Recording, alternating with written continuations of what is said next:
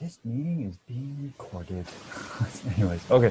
So, I think this. Let me see if I can find the picture. But I have one picture.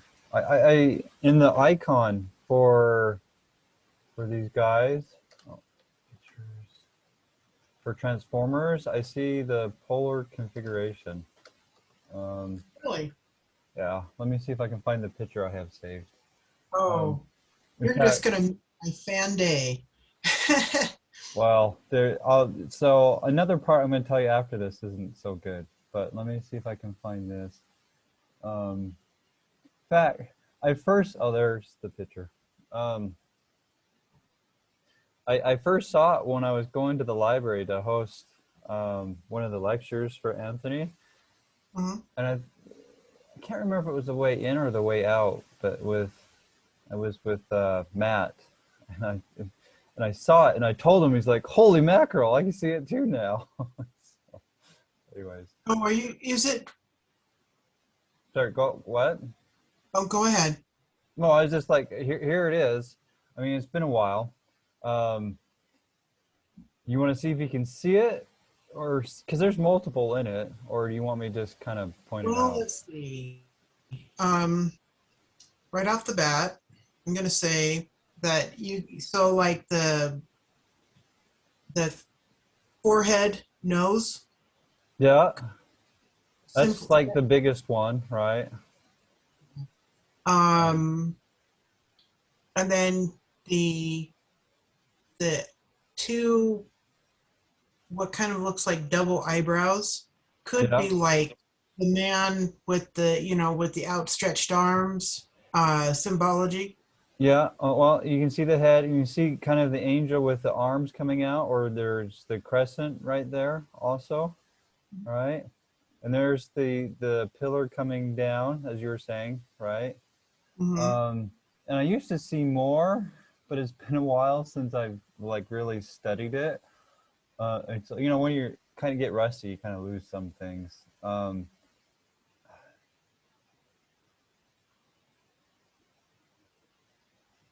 Oh, one Because I sec. used to see stuff with the cheeks and the eyes, and I didn't make notes, and I'm not seeing it right now. But you are seeing the most obvious ones, like the head, the body going down, and the arms or the wings coming out.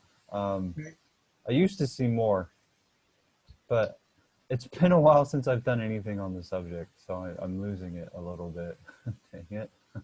Anyways, you do see some though, right? Right. Yeah. Um, Um, Give me one sec. sure. Let's see. Let's go with this one. Oh, here. Let me do something. Because that's probably. Let me put this there, and I'm gonna send it to you in chat while you're looking at it, so that way you can have it for later.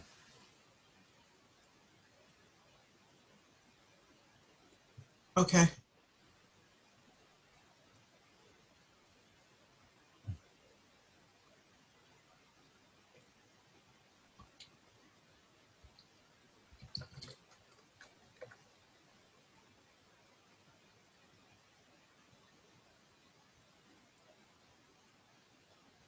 If I can find it again.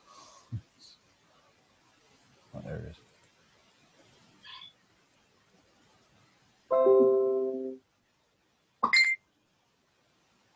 Oh, so are you done looking at it? Um, so I was actually looking for something else, but yeah, I'm Oh, done looking at that picture. Go ahead okay. and All right. Here, let me get another one. Just because when I was getting that one picture, um, I saw this one, and we can look at this one just for a little bit. Now, the order is not the best, um, but you see the planets aligned, and then the green plasma, Mars, Saturn, and the dragon.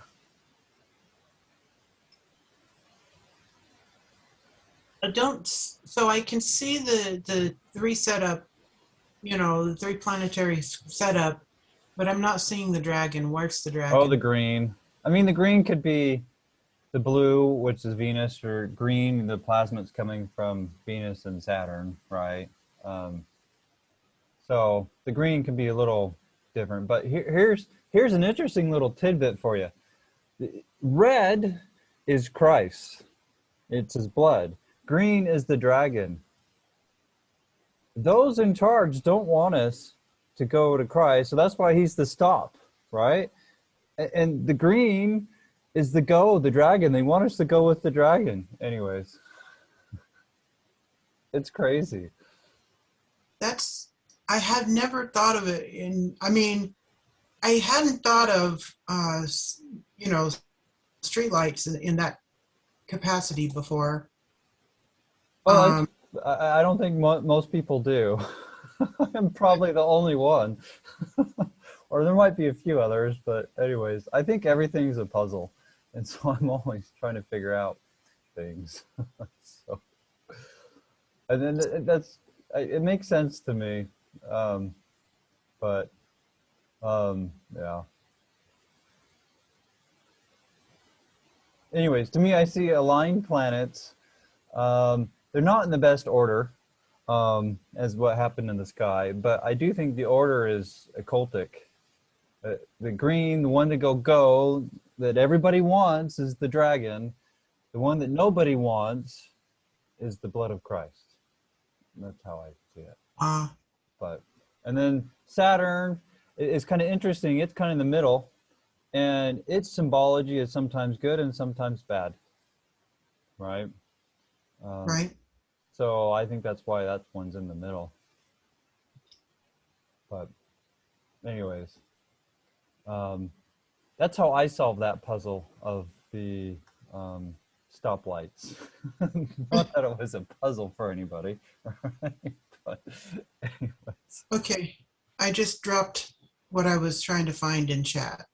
Okay. Pull it up and share it. Oh, in the Zoom chat. Yeah. Oh, okay, yeah. All right, I'll get it.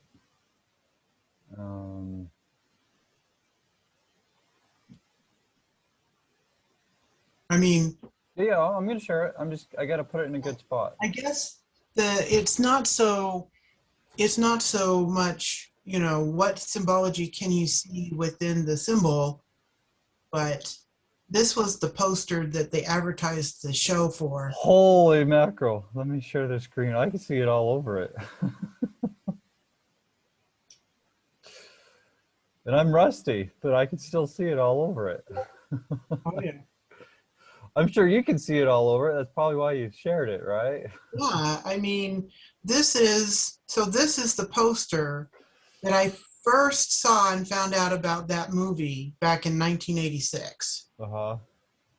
And this, you know, PC wasn't a thing for me at that time. I didn't even find out about, you know, Velikovsky or Larson or any of that until like mid to late 90s.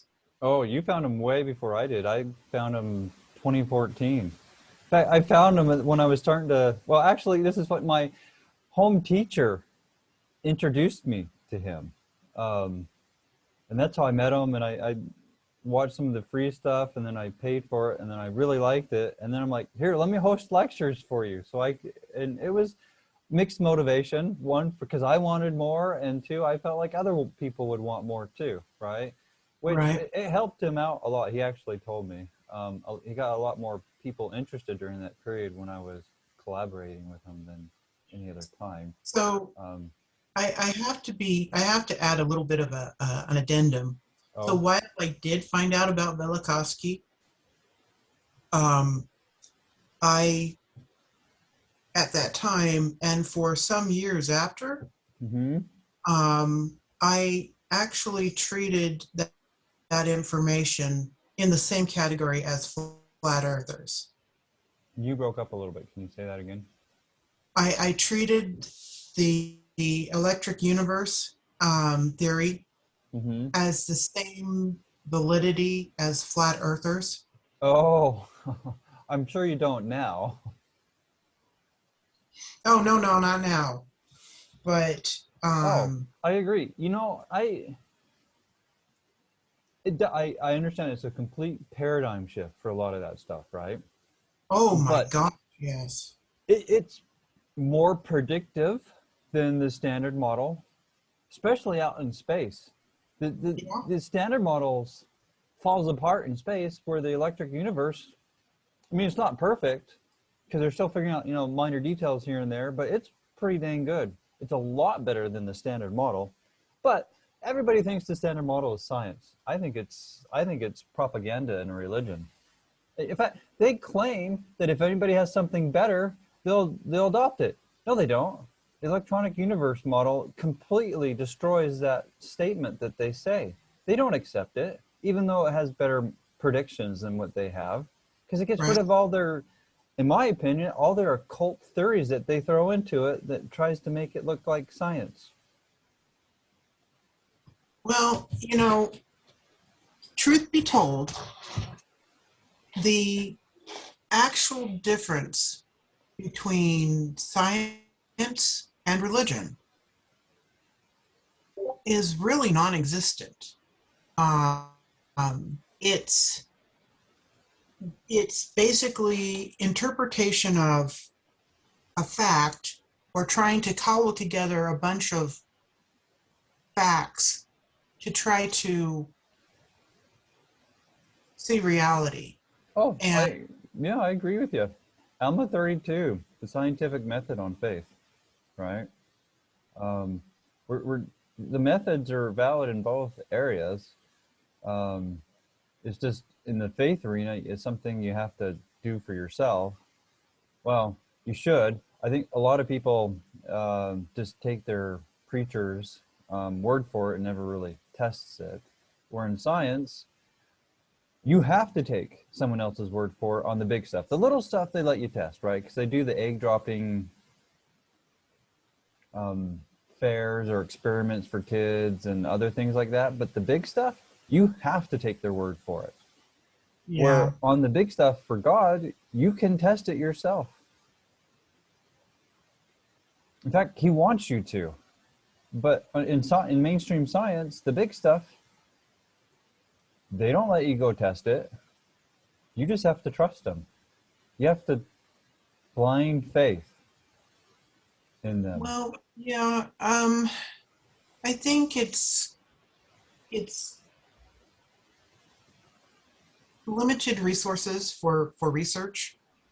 Speaking of the more sciencey aspects of it, I just dropped a link in the Zoom chat. Okay. When you have time later, I would invite you to review it.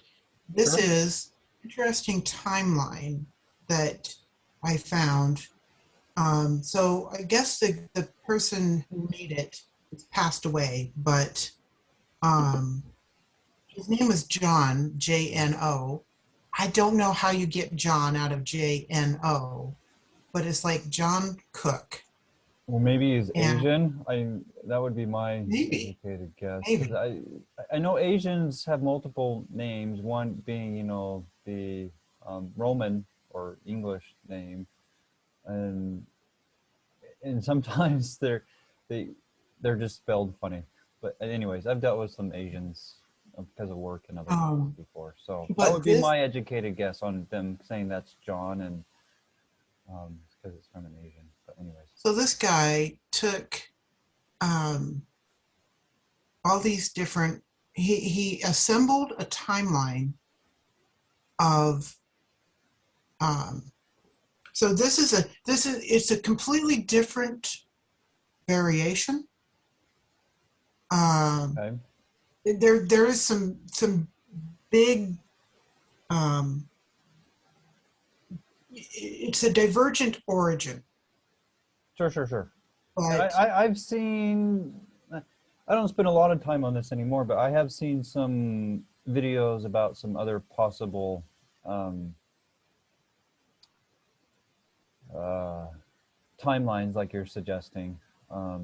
Not everybody in the area completely agrees on every single specific point. The overall theory, most people agree with, but some of the fine points, there's various divergent theories, right? Well, what I mean by divergent is, I mean, yeah, there is disagreement over actual when X happened, Sure. you know, but that's not what I was referring to. So he sticks with the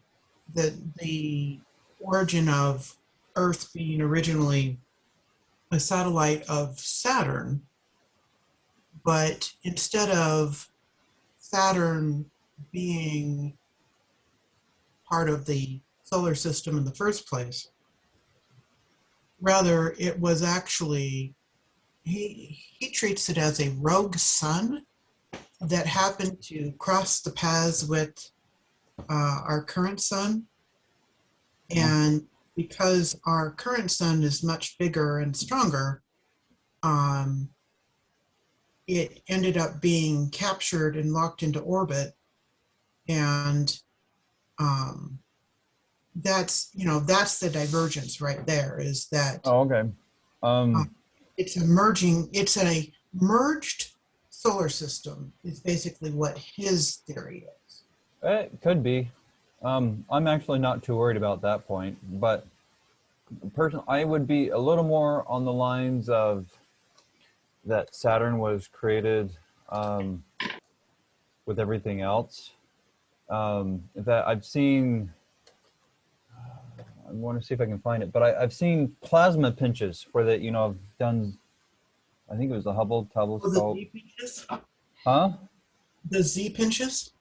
Maybe that's a better term for it. I don't The, go too much in the science of it. I know some of the science. I don't know a whole bunch. My so, main interest in this is the imagery and the source of a lot of myths and stuff from it. But I do know some of the science, not a lot. It's not where my big interest is. But I have, maybe it's a right. Z pinch or I think of it as the plasma pinch. Is probably the same thing, just a different name. So you're talking about the Birkeland currents, and they talk about how stars are developed at a kind of a short circuit point where Yeah, like a yeah, pin yeah, where they pinch. in the Birkeland current, Yeah, and that's where stars and planets start. yeah. Yes. And I've come across a few good articles on that. I don't have them saved to share them, and I don't have it memorized because it's No, just it's not an area that I focus on. I mean, I kind of keep an eye on it, not as much as I used to, but yeah. Oh, here's one thing. Here's an old coin.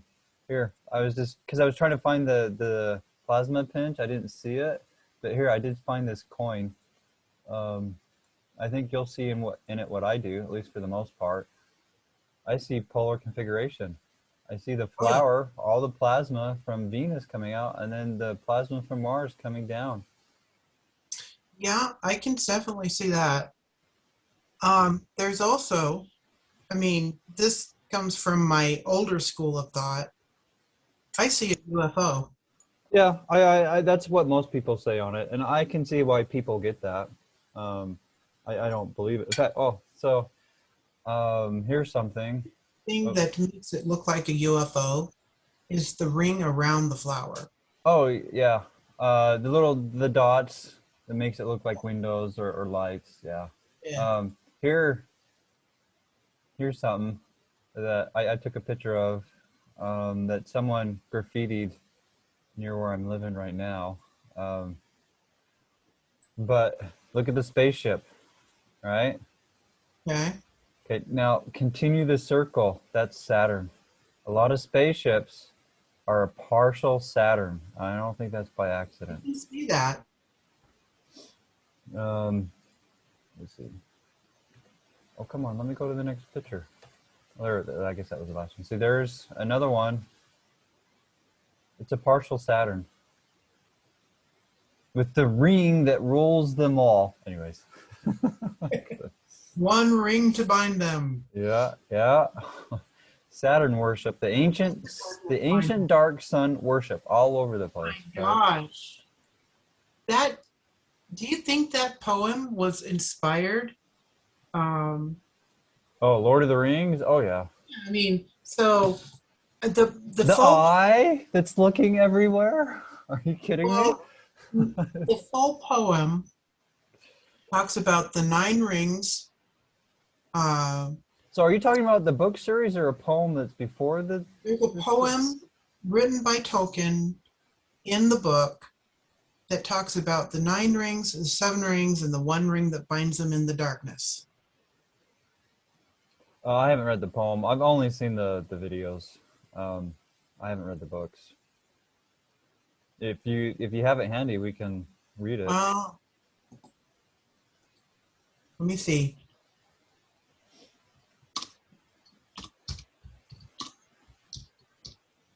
Oh, before we do that, the other thing I wanted to say about Transformers, they push the Gnostic gospel.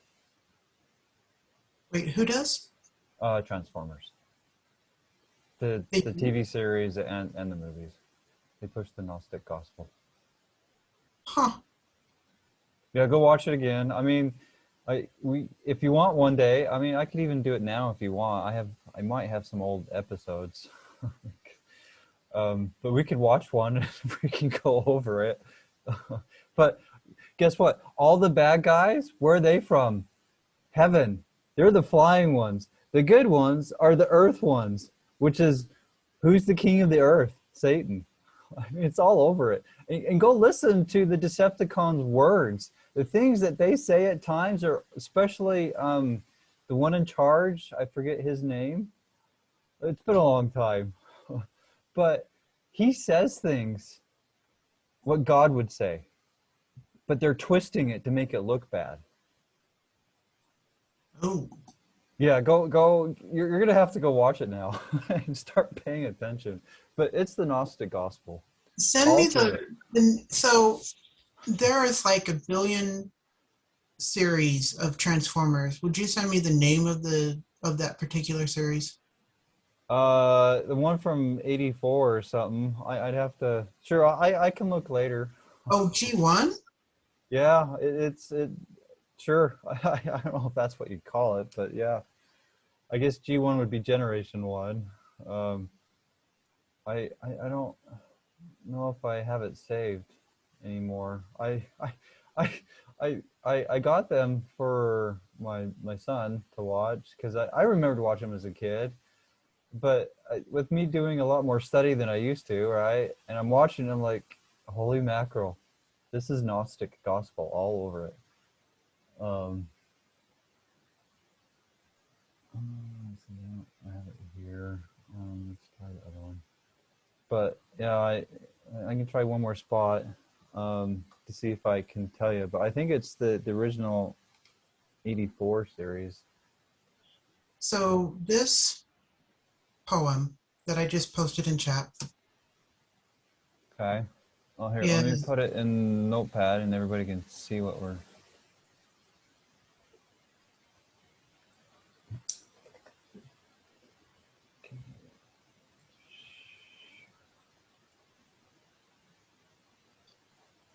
Oh,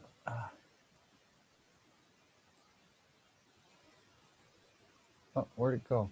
Oh, there it is. Okay. All right. You see it, right? mhm, Okay.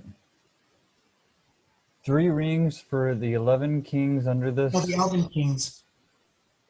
Oh, elven kings under the sky. 7 for the dwarf lords in their halls of stone. 9 for the mortal men doomed to die. 1 for the dark lord on his dark throne in the land of Mordor where the shadows lie. 1 ring to rule them all. 1 ring to find them. 1 ring to bring them all, and 1 in the darkness binds them. And In the darkness bind them. in the Yes. darkness bind them. Well, in the darkness bind them, that sure sounds like Satan, right? Because he brings darkness to this world, sin, to bind us to him. In the land of Mordor, where the shadows lie. Shadows is darkness or not your true self. But in the cult, shadows has some interesting concepts to it in the occult. I don't know if Yeah, you've run but across what that. I'm so I mean, what you're saying is true as far as um, uh, supernatural or esoteric references. But I was bringing this up to point out the PC symbology. Sure. Well, you've looked at it before, so how about you kind of bring it out? Because I'd be starting to piece it together where you've thought about it more. So how about you show me what you're seeing? So particularly the one ring to rule them all, one ring to find them. Sure. That Bring would be them all Saturn's ring, right? and Which find is, them. it's all over the place. Saturn is all over the movies. It's all over culture. When you know what to Yeah, look for, it's everywhere.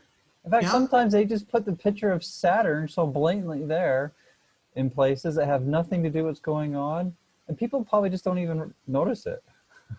But anyways, sorry, I interrupted. Go ahead. No Yeah, problem. the ring of Saturn is really obvious to me. But it is interesting that there's also reference. Well, okay, this is going back to more esoteric stuff, but 7, 9, 3, 1. These are all references to the prime numbers, the perfect numbers. Oh, the magic squares, possibly. Well, nine's not a prime. Um, but I know the occult likes the magic squares, or the is that the name of it, where they put the numbers 1 through something, and then they order them so that way they're all the You're same talking about size. numerology? No, no, I'd have to go look it up. It's just I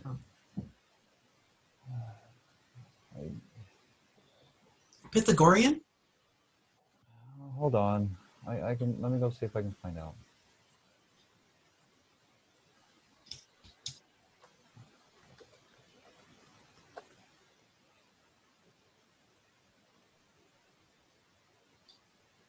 No, it's magic squares. I remember the name right. I just searched magic square on Bing, and I see a couple images. Like, yeah, here, I'll share my screen. Sure. Stop. Share. So let's just do this. Yeah. See, that's a magic square. See how it's going down to 15 every direction? And they have that for, the occult has that for at least some of the planets, if not all of them. Hmm. I've come across how some people claim Joseph Smith had one. I don't believe it. There's a lot of people try to push, make it sound like Joseph Smith was in the occult. I don't believe that, but Wait, anyways. okay, hang on one sec. Let me go grab Sure. something. Yeah.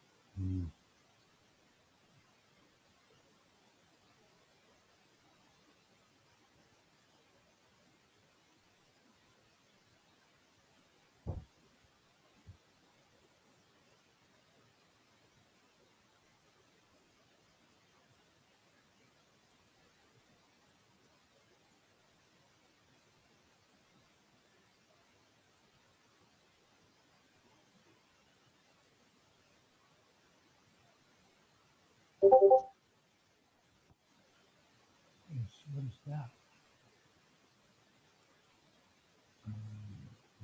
Okay, let's see.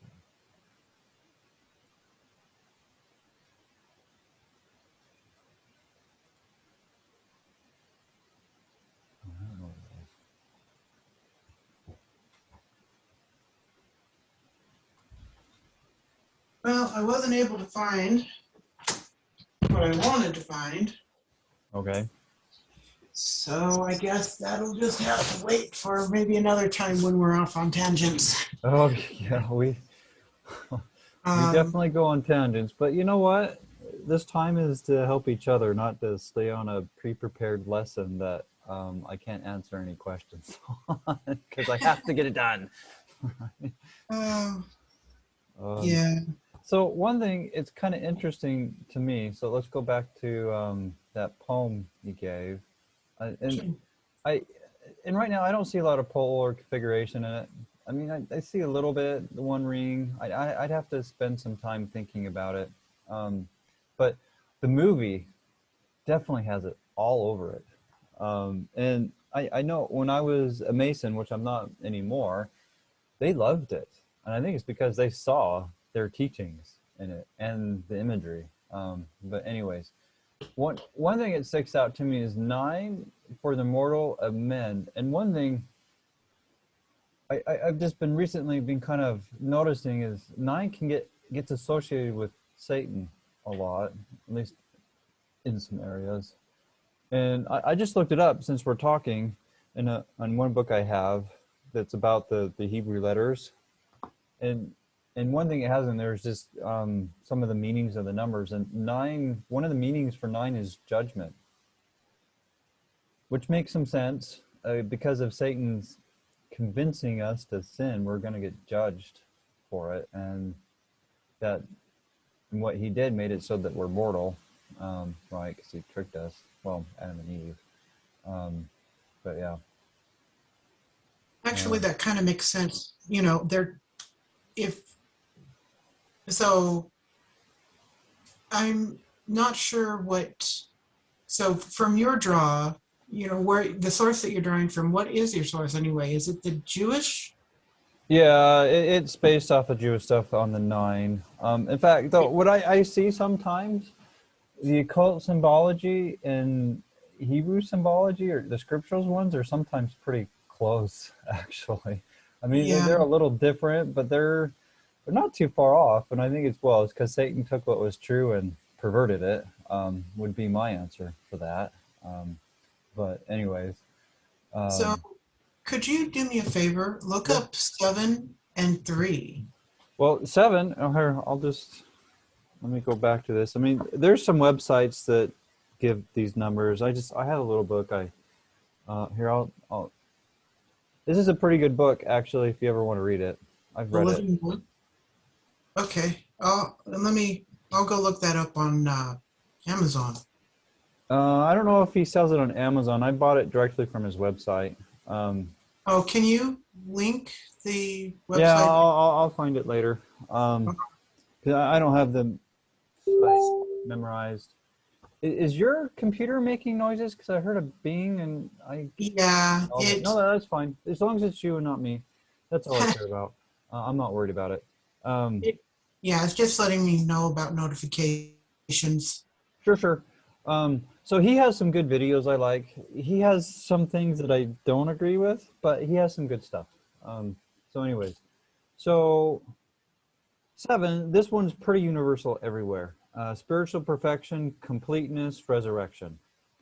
3. He has completion of an order, solid substance, the entirety, God, and the Holy Spirit, and divine perfection, or is what he has on those. Um, and I can read 1 right now: deity, unity, sufficiency, independence, first, God the Father. Um, in fact, here we can check the numbers. So this is kind of a nice little reference. These are the Hebrew letters in their various forms, and he talks about the meanings behind them. Um, but we'll read 1. 1's alpha. It's a bull or a ox.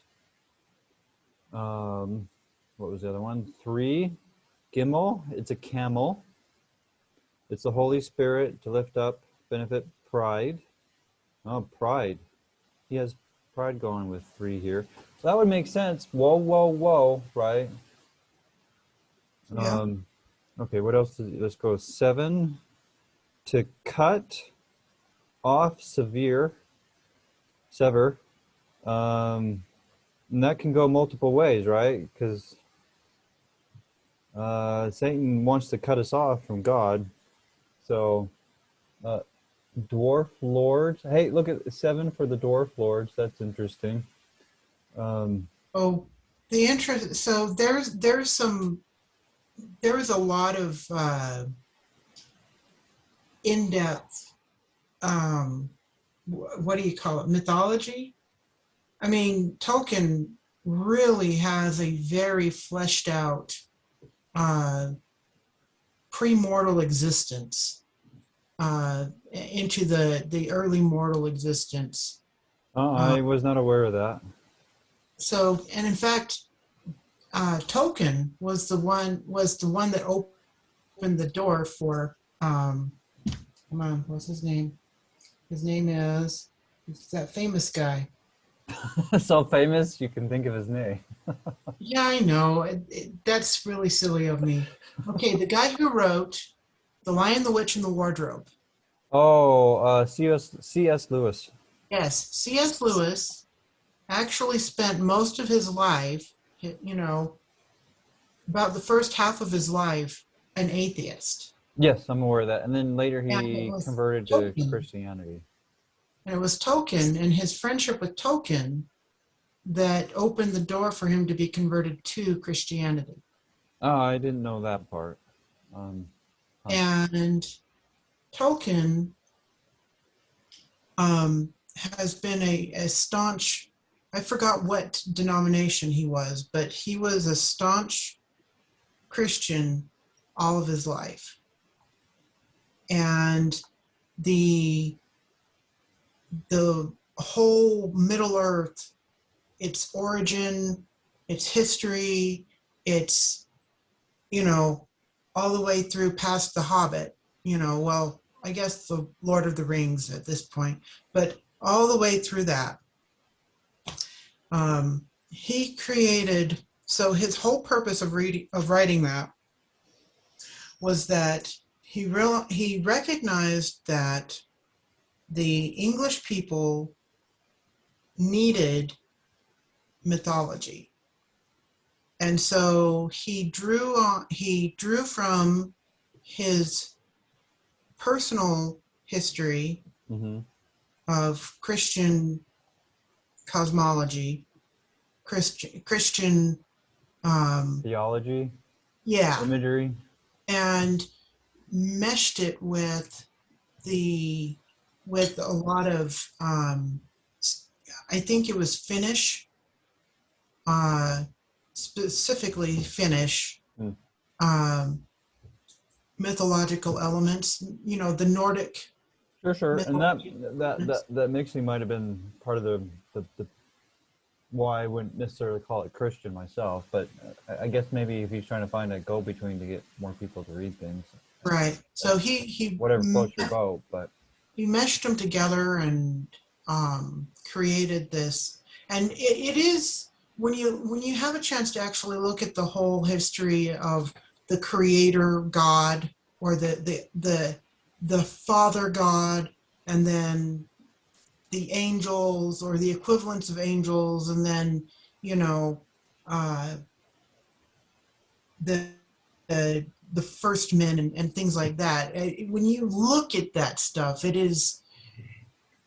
you can't help but go, this seems to be right out of you know Jewish oh theology.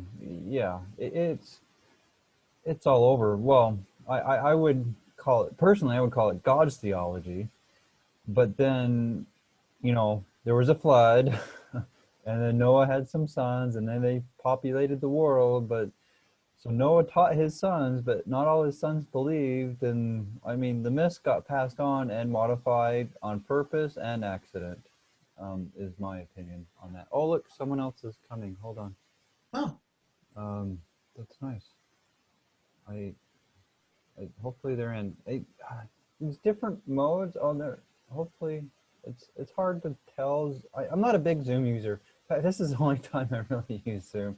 So hopefully, here, let me change the mode, make sure I don't have to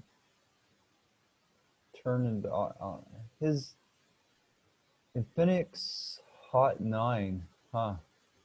Speaking of 9, like, so, no, I mean, we were just talking about 9. Yeah. Hopefully I don't have to do anything to turn his audio on. Anyways, it doesn't look like it. So if I do need to do something, type in the chat and I'll look if it's me and not you. Well, it looks like they're connecting to audio. Oh, I don't see that in my end, but okay. Anyways, so speaking of 9, like in how I was saying I was starting to notice things, I should probably look at this book more. But look, this is crazy. You see number 9? Oh, Right here, this line. It's the snake. can you hold it still so Yeah, that sorry, I'm trying. okay. And look at that. Look, I'm just seeing also how we write the number 9. Almost looks like that snake. Except it gets straightened out a little bit. Yeah, that's true. That's crazy. I mean, that would explain why I'm seeing these connections with 9 and Satan, because 9 is the snake in the Hebrew letters, Tet. So that would explain that. So there's the numbers. So would you say that I've heard it from other sources. I'm wondering if you would concur with this, that the dragon in Revelations is actually Satan? Yeah, I would believe that. Yeah. So, in fact, if you want, this kind of leads into what I was saying before. So, actually, let me go grab something real quick. I'll be right back. 'Cause sometimes it's crazy how you make connections sometimes, and I'll explain how the connections came. So I just want to go grab one other thing. I'll be right back. Okay, go grab your thing and then put your mic back on so I can hear you. Okay.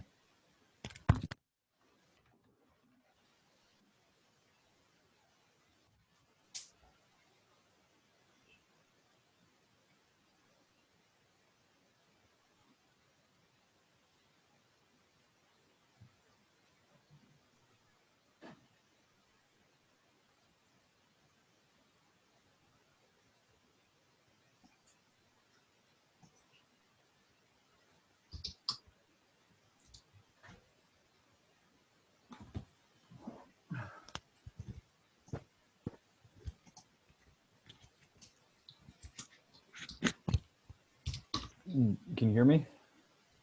Yes. Okay. All right. So let's go. Let me give you the main thing that goes along. Hello? Oh, no, I'm here. oh no, I thought I heard the other person.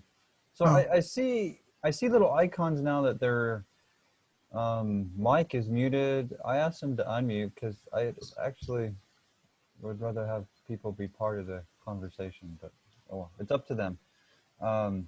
So lately I've been studying the constellations, and my main purpose for this was to help figure out God's calendar and when the start of the year is. That was my main purpose for it. But I've learned some more other than that. And so this little YouTube series, here, let me share my,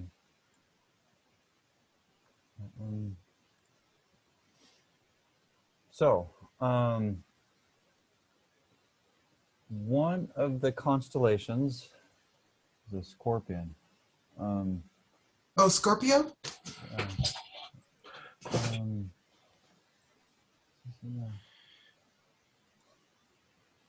I'm not, okay, so one, Virgo, Scorpion. I'll do that one. So let's see if we can get a picture here. Do you mind sharing that link to his channel so that I can like? Yeah, I put it in the chat. I'll give it to you in Facebook too. Okay.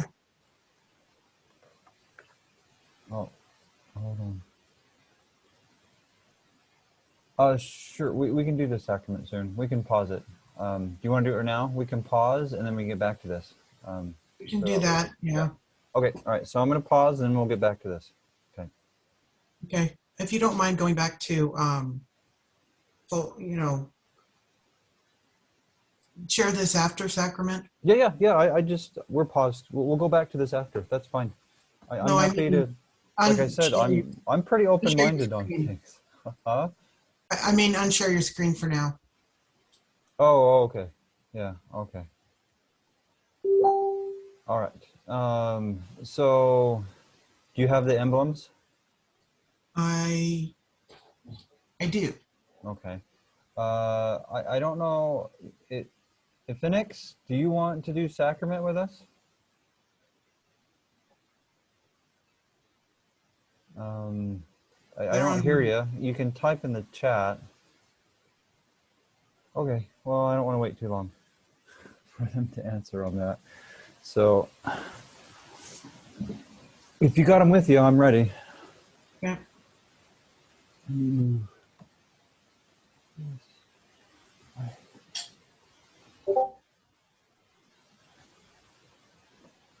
Oh, they just said, sure, I'd love to. Okay, so go get your emblems. I use bread and wine, but you can use bread and water if you want. Whatever you want to use. And so what I do is I say the prayers. If you're male, you can say one of them with me if you want. But I'll say one. I'll do the bread is what I do, and then we eat. I eat a little bit. But I'm willing to wait if you want to eat all your bread. And then I say the one for the wine, and then I drink some wine, and then I go interchangeably, drinking and eating the rest. Um, I don't do little dinky cups. I have a big cup of wine. And then I have 2 slices of homemade bread, actually. Oh, I'm jealous. Homemade. Yeah. So it's, in the scripture, especially 3 Nephi 18, it says they were filled. And there's multiple meanings to that, but the deeper meanings don't contradict the lower meanings or the higher meanings or the more obvious meanings. I The do believe they spiritual ate meanings a lot do not more. contradict with the mundane meanings. Yes, yeah, that's a better way of saying it. I was twisting up a little bit. So I don't know if you actually heard any of that. So let us know when you're ready. You got the emblems, and then we can do the blessing. Actually, let me go get let me get the proper drink. Okay, all right. And I'll get off my knees while I'm waiting for you guys.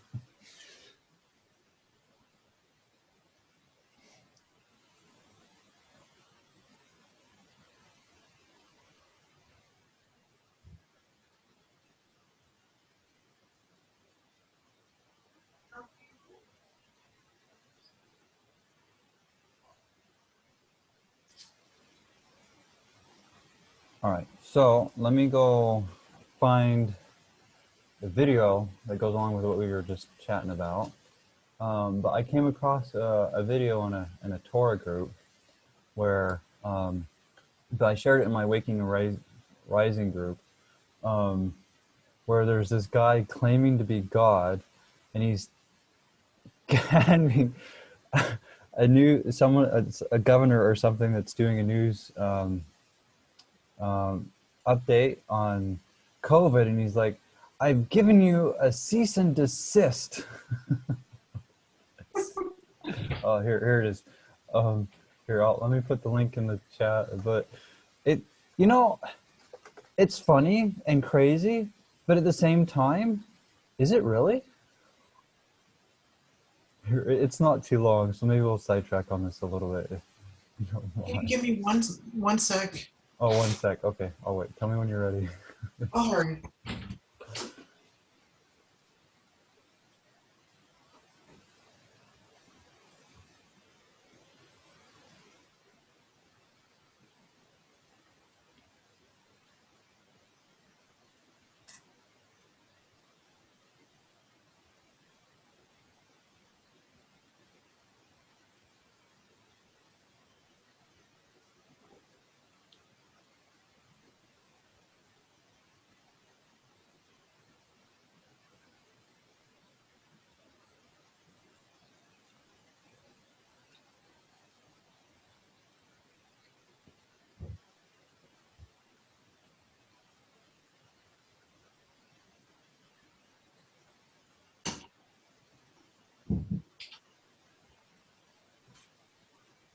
All right. Go ahead and Okay. play. So I actually I don't know if this is real or just to be funny, but 'cause it's Wow, that is a full beard. oh, Is there? can you hear? Oh, I probably need to plug the speakers. Here we go. Here, I'll start at the beginning. Basis upon which did you receive my notice of cease and desist? It's not your time. Sorry. I understand this. Sorry. No. You were served. Don't come near me. Served the notice of cease and desist. I captured this last year, and I captured everything. I am the prime creator of this earth. I am the. I love you all. Last question for you. You can try. It doesn't matter what my name is. I am Sean Ella David Thomas. I am the prime creator of this earth. I am God. All these lies, deceits, and deceptions that have been perpetrated on all of the system and all the public, you are all protected, and you will be saved under my laws. There is no law above my laws. Are your laws above my laws? Superintendent, I understand what you're saying. I'm being respectful. I'm being peaceful. I'm not doing anything untoward to anybody in any shape or form. I understand. Yeah, that's right. I'm saying another $1,000. I'll leave the area. No problem. Yes. I'm going to leave the area. Yeah, look, at the end of the day, you didn't follow the health guidelines, which are so important. I think that Minister spoke about common sense. At the end of the day, we've had to strengthen the health orders now to ensure that it's mandatory for mask wear. Okay, that's pretty much it. Could you link that in chat so that I can? Well, I did. I can put it in your Facebook chat. yeah. Okay. That might be easier.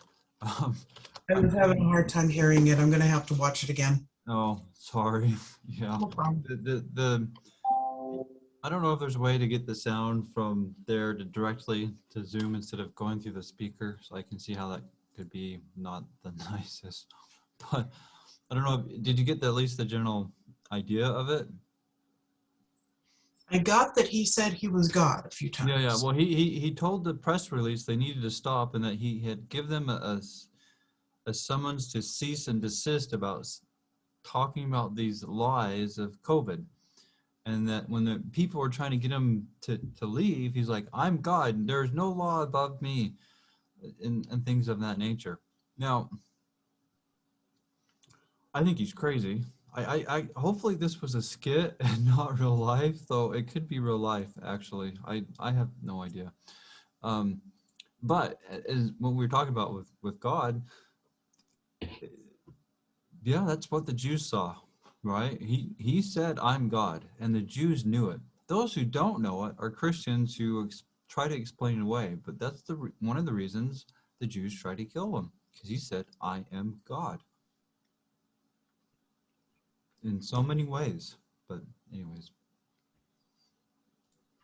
So it can make one wonder, if we were there with Christ, would we actually believe him? Or would we think he's crazy like that guy in that little video? You know, I honestly don't know. I guess so.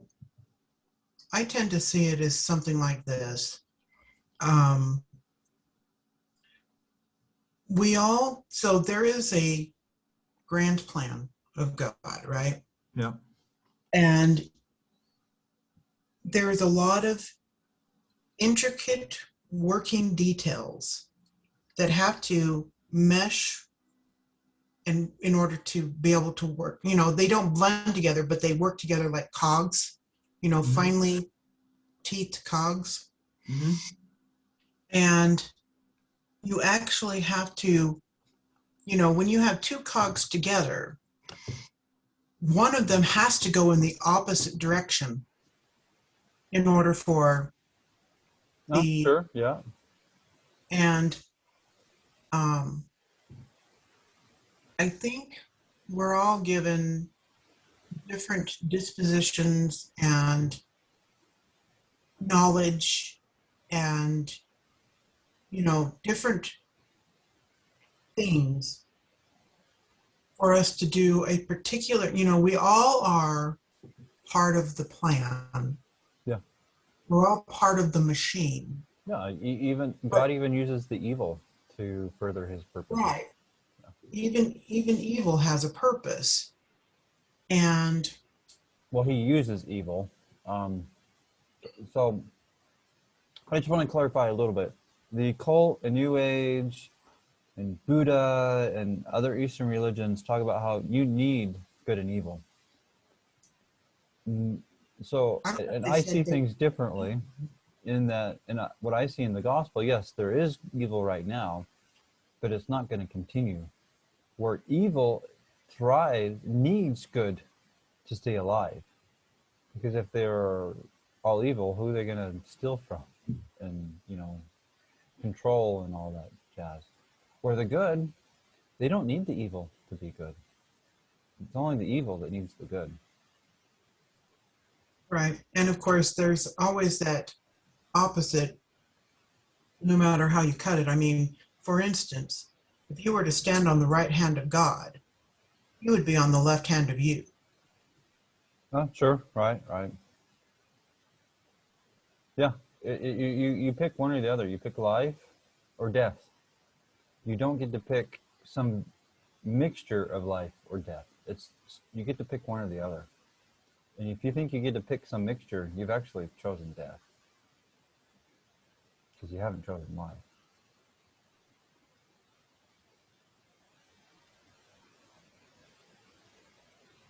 But I think you generally see what I'm talking about. Sure. Yeah. There's still, yeah. If you're on the right hand of God, you're on the left hand of Satan. Yeah. But I honestly don't know. I mean, I think I have the knowledge that I have for the role that I'm meant to play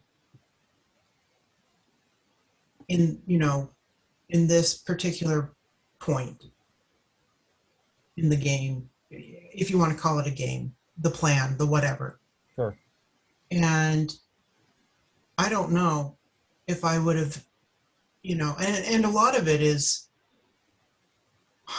well, I guess it isn't necessarily hindsight because, the testimonies of the apostles is available to just about everybody, but not everybody is able to accept them or accept them on the same level. Sure. Right.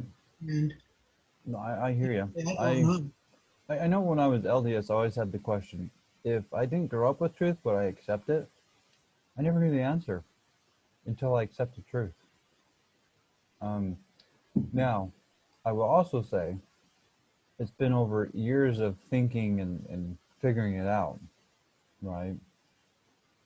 What when I was LDS, looking hindsight now, would I have accepted Jesus if he was, during his mortal ministry? I hope so. And my hope in saying that is that, well, when I actually came across truth that contradicted what I thought, I actually accepted it. And if you've done the same, I would say that maybe you can drive the same idea. I mean, I'm still figuring things out. It's not something that's figured out all at once. It takes time. Right. I mean, like the whole electric universe theory, right? Well, I was talking about accepting Christ, but even just the electronic universe world, it takes time.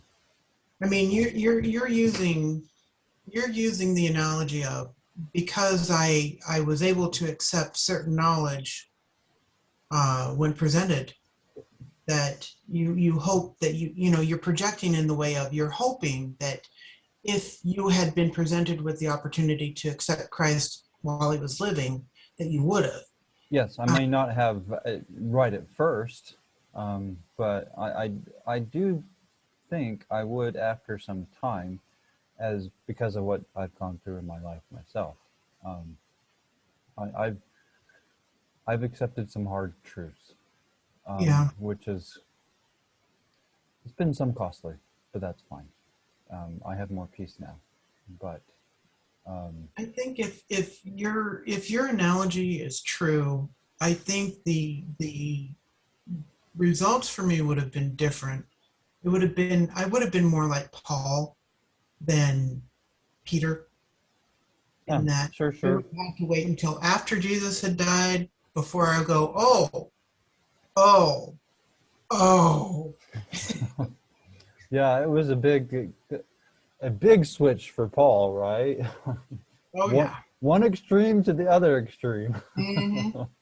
Mm-hmm. um, I, I may have been more like Peter. I don't know though. I mean, in some ways, you know, when I woke up, I didn't really have any questions. I didn't have a shelf. I didn't even know what a shelf was.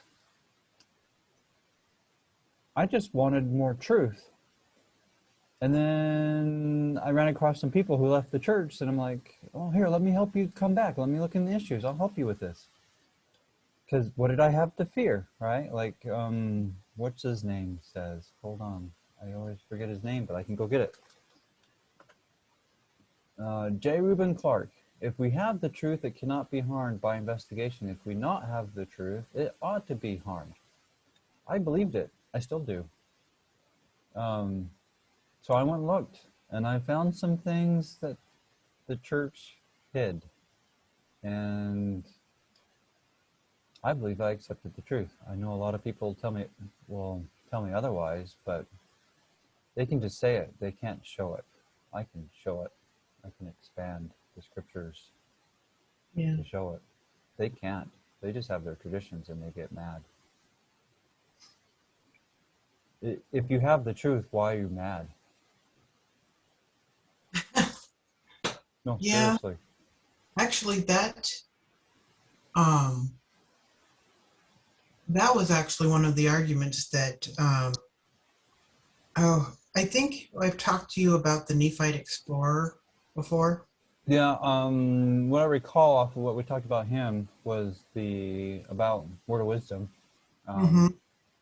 primarily. I mean, we may have talked to other things, but I think that's the main thing we talked about with him. That was primarily what we talked about, yeah. Yeah. But he was talking about how he wasn't convinced anymore about how our modern interpretation of the Word of Wisdom Yeah, was I don't true. agree with every point that he made in the series, but overall, I think it was a pretty good series. If nothing else, it's definitely a good step to help people wake up to the problems.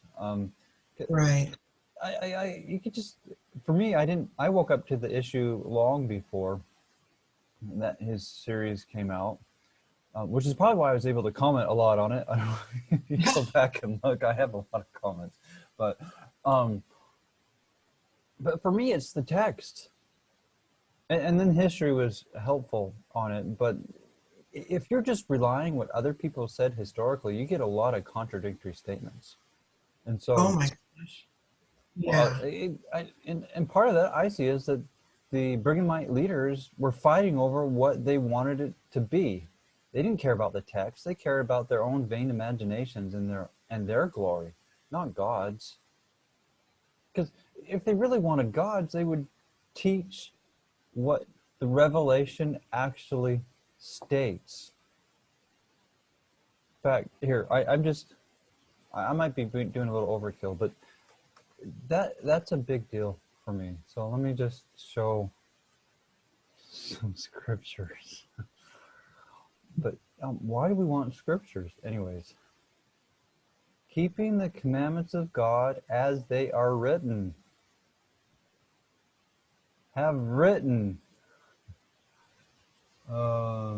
Moses, at the end of communicating with him upon Sinai, 2 tablets of testimony. In fact, those are called testimonies against the believers because they were breaking it later on. But anyways, take the book of the law. These ones, I'd have to get into it. But anyways, you get the picture, right? By how they are written. And what the LDS Church does for the Word of Wisdom completely contradicts it. Even just verse number 2, not by commandment or constraint. And what they actually do is constraint. And constraint means taking away privileges when they don't do something that you want them to do. And that's what they're doing. They're taking away privileges. They're constraining off of their false, incorrect interpretation. You know, I joined this group on Facebook called Men of God. And it's I might be interesting. in that one. Maybe. Anyway, I you were saying. don't comment very often, but you know, there's a whole range of people. A whole range of people.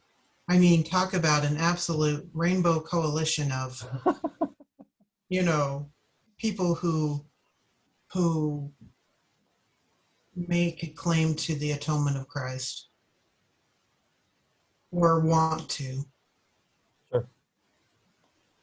Well, it's a free gift to everybody.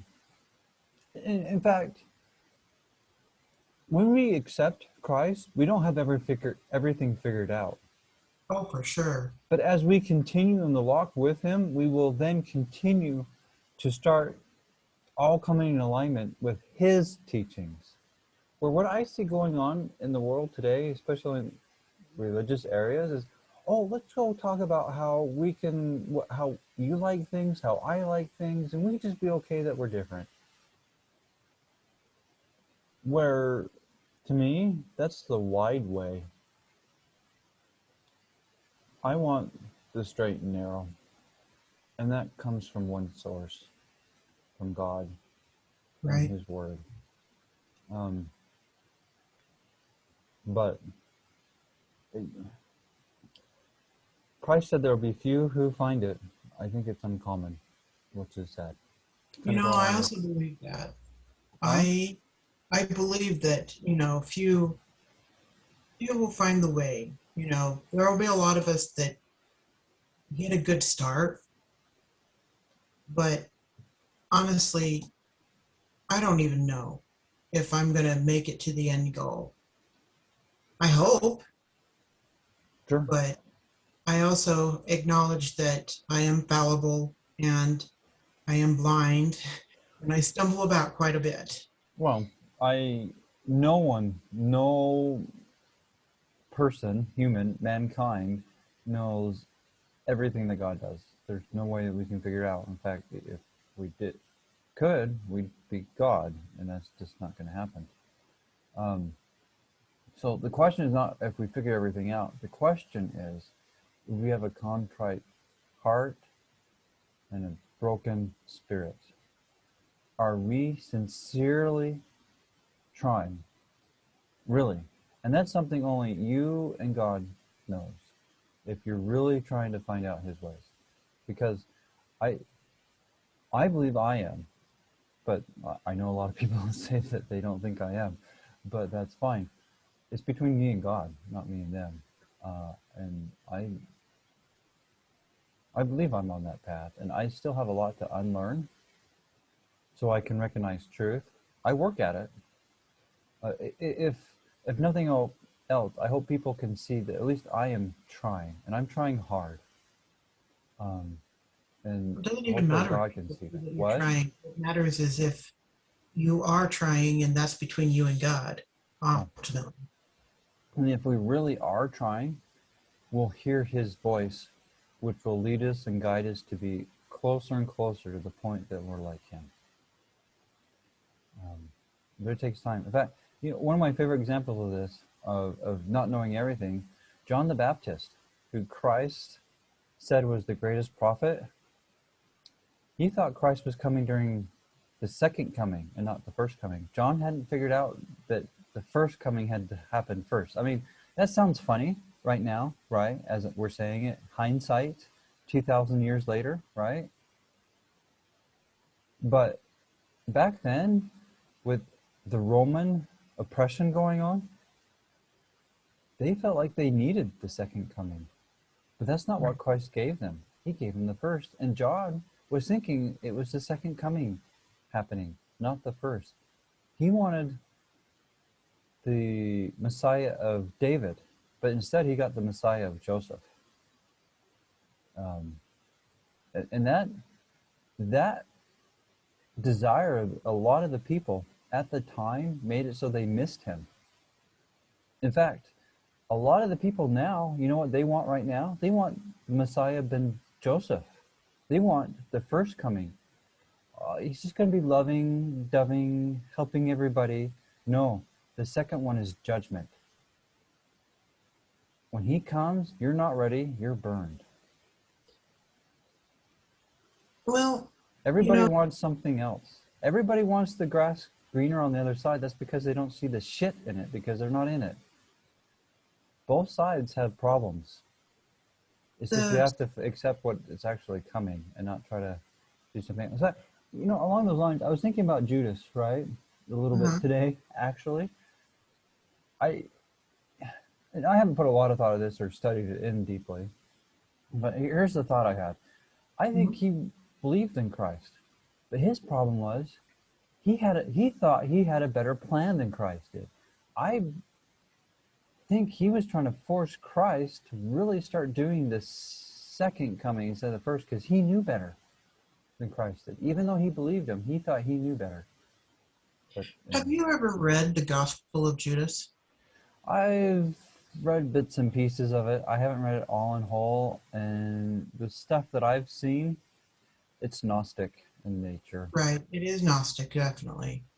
So, which is the reason why I didn't go further with it, because the Gnostic gospel is anti-gospel. It's anti-Christ. How? I mean, genuinely, how? It denies Christ. For one, it denies the physical body. It denies the feasts. It denies that Christ actually came down and died for us. That the Gnostic Gospels say that it's knowledge that saves you instead of a relationship with Christ. They think a secret is going to save you. Some secret knowledge, like Greek knowledge, not Hebrew knowledge. Hebrew knowledge, because to know God is salvation, but to know God is to have a relationship with him, just like how Adam knew Eve. And so the Gnostic know, or the Greek know, is different than the Hebrew know. And the Gnostics focus on the Greek know as in a secret knowledge, as in how we would think of knowledge, not how Hebrews think of knowledge. So, go ahead. What cultural or linguistic sense is the word know in reference to he knew his wife? Sex. Well, I know what it means, but what's the cultural linguistic origin of that know? Oh, I don't have a good answer for you right now. We can go look into it if you want. No, it was something that crossed my mind when you were talking. Yeah, and it's a valid question. I have not dove deep enough into that issue to give you an answer. I'm happy to go into it if you want, but I don't know deep enough to answer that. Sorry. Oh, stretching. When Christ talks about how we need to know him to have salvation, it's about having a relationship with him, not knowing some secret knowledge or some secret words that he said, as Gnostics like to claim. It's about becoming like Christ, not knowing something that he said. And becoming like Christ happens because we know him personally, not because of some secret words. In fact, Christ taught at his trial, if you believe the canonical Gospels, which I do for the most part, right, because as far as they're translated correctly, he said he taught everything publicly. He didn't hide anything. And so in Judas' Gospel, I think, or at least in some of the Gospels, I don't know specifically Judas, they claim because I know the Gospel of Thomas is Gnostic and there's some other ones, but they claim Christ taught him something personally, some secrets that other people need to know to be saved. I don't buy it. In fact, there's a quote from Joseph Smith I like that also go against it, which goes against a lot of things that Brigham Mikes like to claim. So maybe I can show it if you want, because it goes along this subject if you want, or we can talk on other things.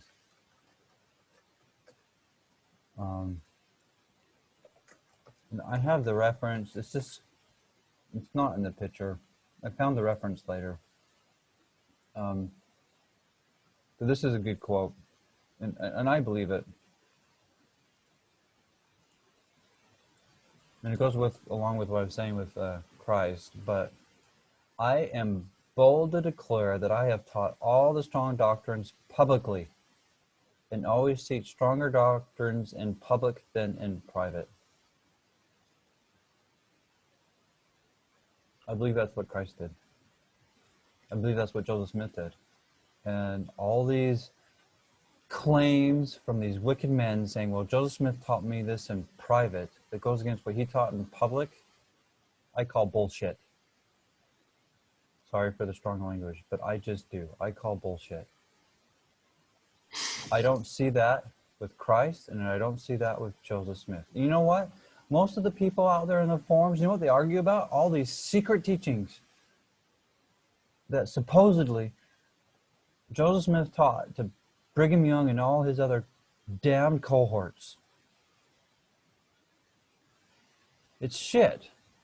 Where they have the Book of Mormon, Joseph Smith said, abide the Book of Mormon, and all these supposed quotes contradict the Book of Mormon, but all these fundies rely on these secret doctrines. I just call bullshit. Sorry. So would you say that like the polygyny that they were teaching would be one of those false doctrines? Yes. Joseph Smith spoke publicly against it. They have no recorded statement of Joseph Smith teaching it during his life, just supposedly Joseph Smith teaching it in private.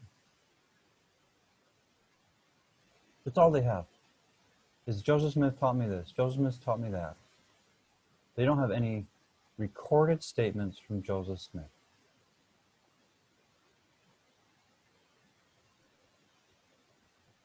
So either Joseph Smith is a liar, and if he's a liar, how could you trust him on anything?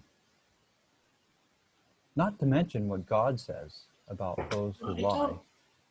I don't think it's necessarily, I wouldn't accuse Joseph of being a liar. Oh, I don't. I think he was honest. But the way the quotes that people claim that are from him, it makes him a liar. Because he says one thing on record, on recorded public records, one way, and then these evil, wicked men claim that he taught him something else in private. And if those secret private statements are actually true, which I don't believe they are true, but if they were true, it would make Joseph Smith a liar and a hypocrite. So not to conflate, I'm not saying that he Go ahead and ask. I'm not offended. Didn't do this, but one could say that Jesus, it's not to say that, okay, one thing that came to mind was there was a time when Jesus was teaching publicly, and he used a parable. Sure, Jesus used parables publicly. Nobody really understood, and when in private, the apostles said, hey, Jesus, what did you mean by this? Sure. And Jesus gave a level of explanation. It was a kind of a private teaching, sure. But then they shared it later, so it could be, hearsay. But it's right in the New Testament. Oh yeah. But that's what I'm saying. They put it into the New Testament later. Not. It wasn't public at the time. It became public later. The apostles still didn't understand it at the time. It was basically like, so, assuming that it was, and it wasn't something that contradicted, the teachings that Jesus gave in private did not contradict the public teaching. Right. It was just an expounding on, and it was giving more depth to for it. understanding. And the thing that I came away with it was that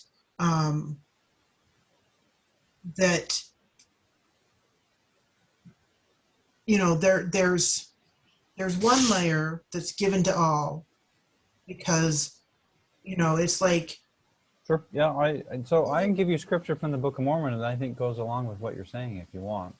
it's like that whole milk before meat thing. Everybody. Sure. So here, let me share this scripture and see if it kind of helps along with what you're trying to say. Okay. Because I think this will go along with what you're trying to say. So hold on one second. Let me get it. It's one of my favorite verses. Okay. And there's multiple parts to it, but I think one part will go along with what you're trying to say. So it's Alma 12:9 through 11. Okay. Now Alma began to expand these things unto him, saying, It is given unto many to know the mysteries of God. Nevertheless, they are laid upon a strict commandment that they shall not impart only according to the portion of his words which he does grant unto the children of men. So, people can only say what God allows to everybody, right? And so there are some things that only the true believers get to hear, right? It's kind of what you're saying. Is that what you're trying to say? Yeah, something along those lines. Yeah, the Book of Mormon teaches it. I have no issue with it. But what I see happening, I do have an issue with it, because people will claim, especially in ex-LDS forums and whatnot, the people are so attracted to people who claim that they have all these mysteries. But I can show you from the Book of Mormon that the mysteries in the Torah, Tanakh, and the Book of Mormon, and the stars, actually. But anyways, but people love to go out and tell people these mystery teachings, right? And I've interacted with some in the past, and I'll show them how, well, the Book of Mormon contradicts that. And so I'll ask them, so what's the thus saith the Lord that goes along with it? Oh, I can't tell you that. That is sacred. And so it's not too sacred to go teach it, but it's too sacred to repeat the actual words. So you can teach it, but you can't give me the actual thus saith the Lord. And I just don't believe that either. But here, let me... You can give me the information, but you can't give me the footnote. Gotcha. Right. And that's just, sorry, I'm going to say another strong word, bullshit. I'm being really strong because I know this is how people get people trapped into their little lies and their schemes and their cults. And here, I have a whole little section all about publishing God's words. Publishing to all the people. I mean, here, I think this really... Declare this is Christ speaking, declare the words which I have spoken unto the ends of the earth. But, so they can teach the teaching, but they can't give me the source. The source is too sacred, but the teaching's not. I just, that's a cult. Sorry. So I think one reason why, and no, but I've never heard this link before, but I'm going to say it. Mm-hmm. Okay, let me establish a foundation first. So I think knowledge is given to the level of this understanding that the recipient will Understand it. Yeah, I believe that. I Well, mean, I can show you potentially, in the Book of Mormon it teaches that, but sure, yeah, no issue. but it is dangerous to give knowledge before a person is ready, Yeah, because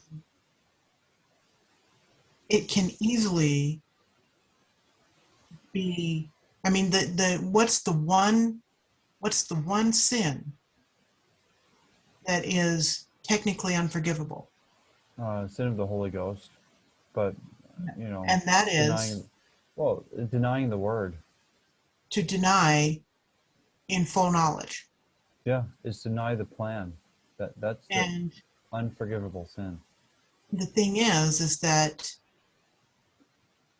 when a person receives the fullness of knowledge before they're ready to receive it,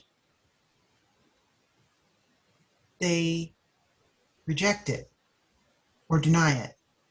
Right, but these cults are going out teaching the principle, and the only thing they aren't willing to share is the supposed "thus saith the Lord." They're going out teaching the things that they are claiming is sacred to these groups to go gather people into their cults.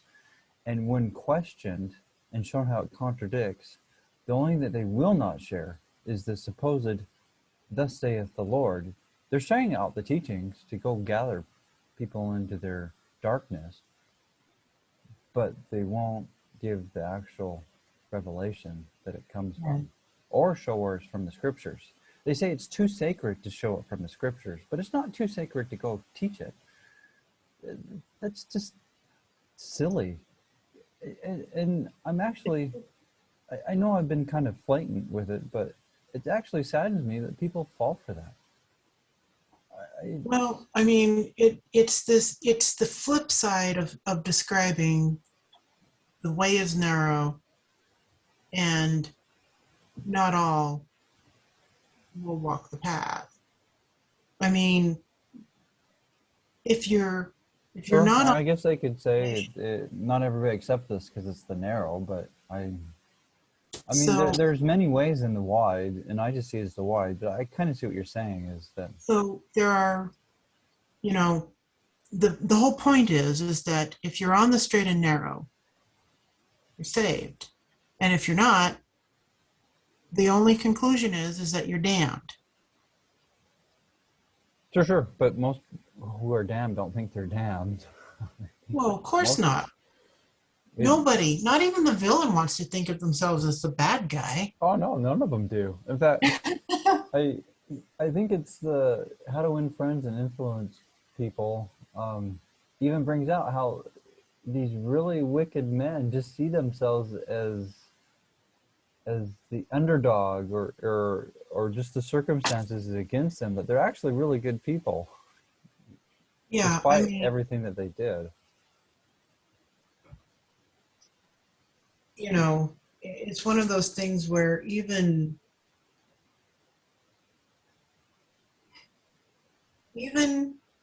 Hitler could be considered. There were things about him and his motivations that could be described as good when taken out of context. Oh yeah, sure.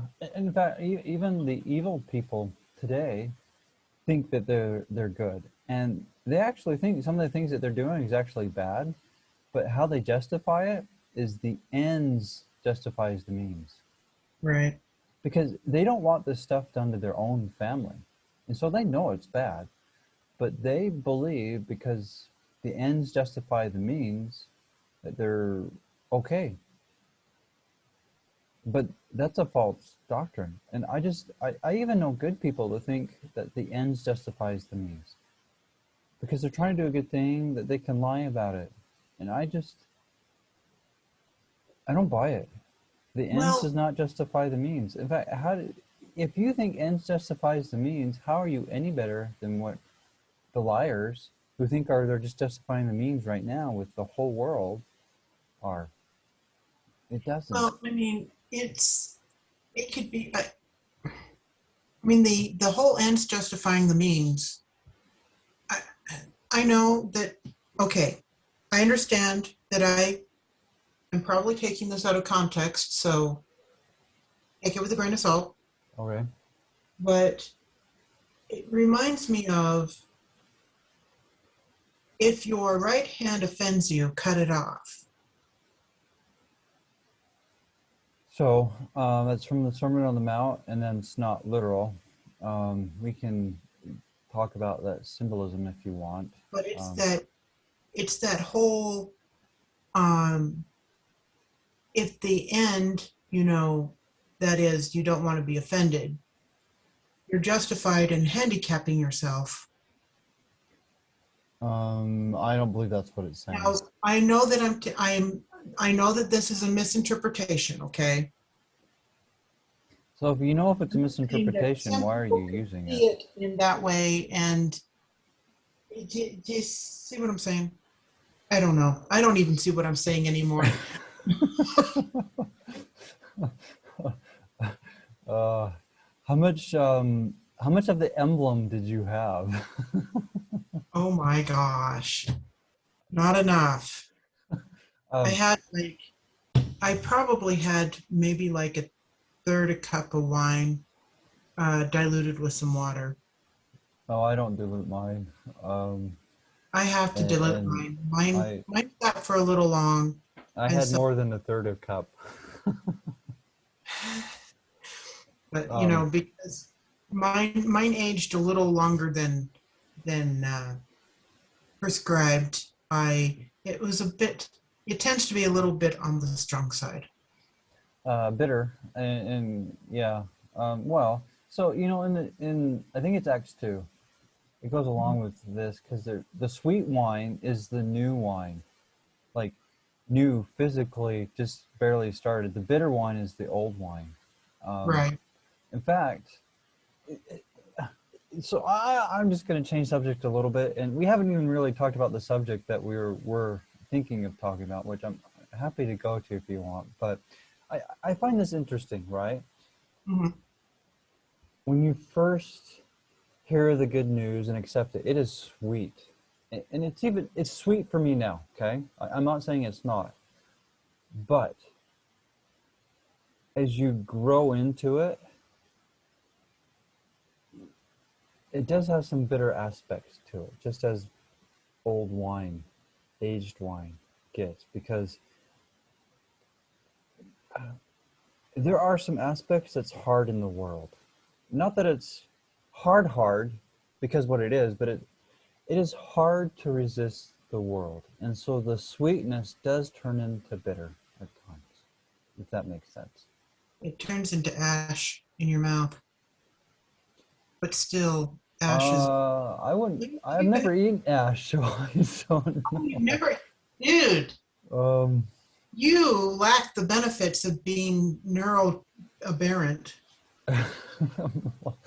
well, maybe next time I do an asado / barbecue, I'll taste a little bit just because of this conversation. In fact, Friday I did one because it's when I believe Shavuot / Pentecost was Friday. But anyways, I didn't taste any of the ash left over from the Hang asada. on, hang on. I think I've got another visitor that I need to take care of. Okay, do you want me to pause for a little bit then? Yeah, if you would. Okay. Well, so I don't know if we want to keep continuing down these sidetracks or if you want to go back Let's go to. ahead and jump to the main subject that we never actually touched on until now anyway. Well, no, we did touch on it. I opened a Well, you window. showed the, yeah, okay. I opened a window. You showed a video. Oh yeah, I started. Okay, so let me go back to that screen. So I mean, we did start. It just we didn't really do anything. Oh, that's right. Sting of the Scorpion. Okay, go All on. right, so let's go back to let me find a good screenshot.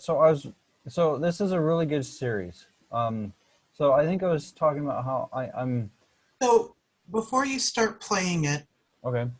Oh, I don't know if we should play, especially if you have a hard time hearing it, playing the Yeah. whole half hour. So, I gave you the link.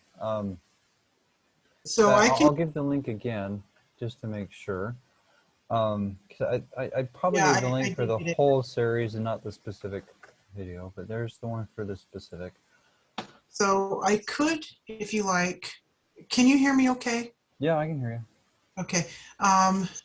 I could play it from my computer if you like, but that If you want to, you would have to, there's only like one.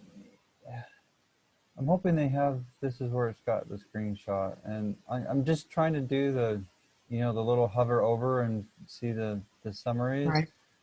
And this is, I think I'm on Scorpion, the Scorpio. Yeah, I'm on. Oh, maybe there's two on Scorpion. Okay, so let's go look at the first one on Scorpion. Hold on here. So there's two on Scorpion. Let's see if there's a picture. Oh, there's Virgo. Virgo. So you'll probably like this series. Is that? Oh, no. Oh, come on. Somewhere in here, there's a picture that has a scorpion stinging Christ's foot. And I would... Okay, so you would think it would be under... Oh, there's 3 on Scorpion. Okay, so let's go look at this third one. Hold on. Oh, there we go. Okay, all right.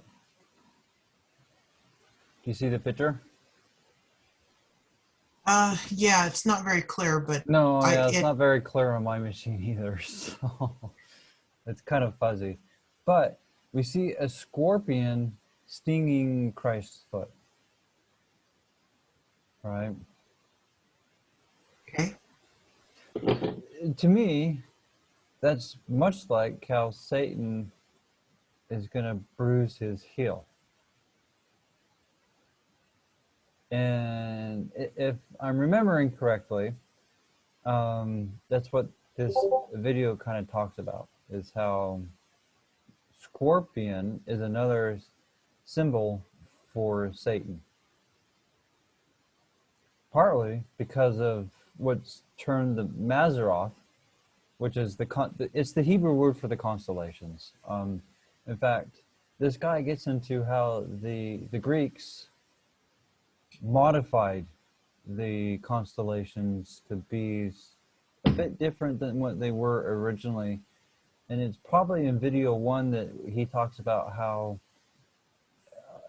there's been one or a couple found of the one from the time of Adam, and they can date it to Adam because when they do all the math for all the stars to get everything to fit, it shows it's from Adam's time.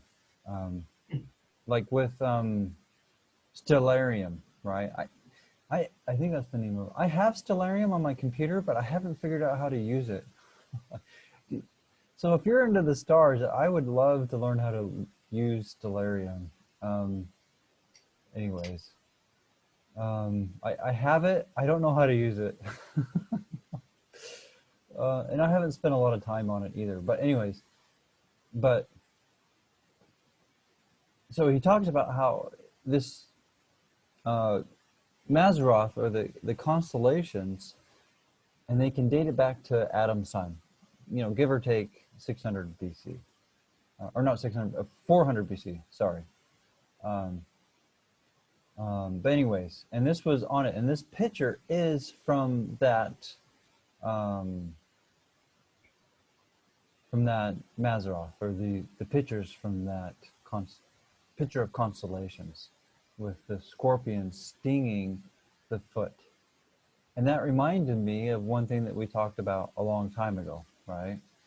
But I think that the better interpretation is that it's representing Satan. In fact,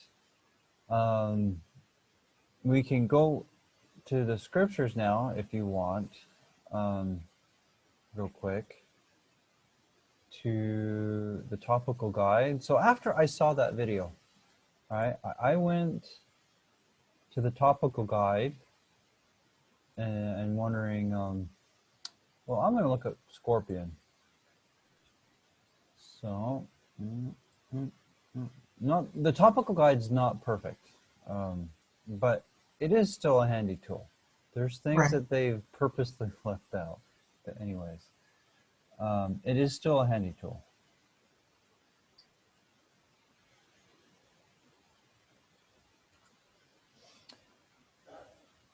So let's go look at Revelations 1, okay? And we can look at all of them. Sorry? Oh, that's the one I was like, hey, What? about 6 months ago? Yeah, I think it was more than 6 months, but yeah. Yeah. Yeah, the Revelation 9:3. So Yeah, let's do it. when I look at that, even the context around it with this idea from the Mazzaroth, I see something different.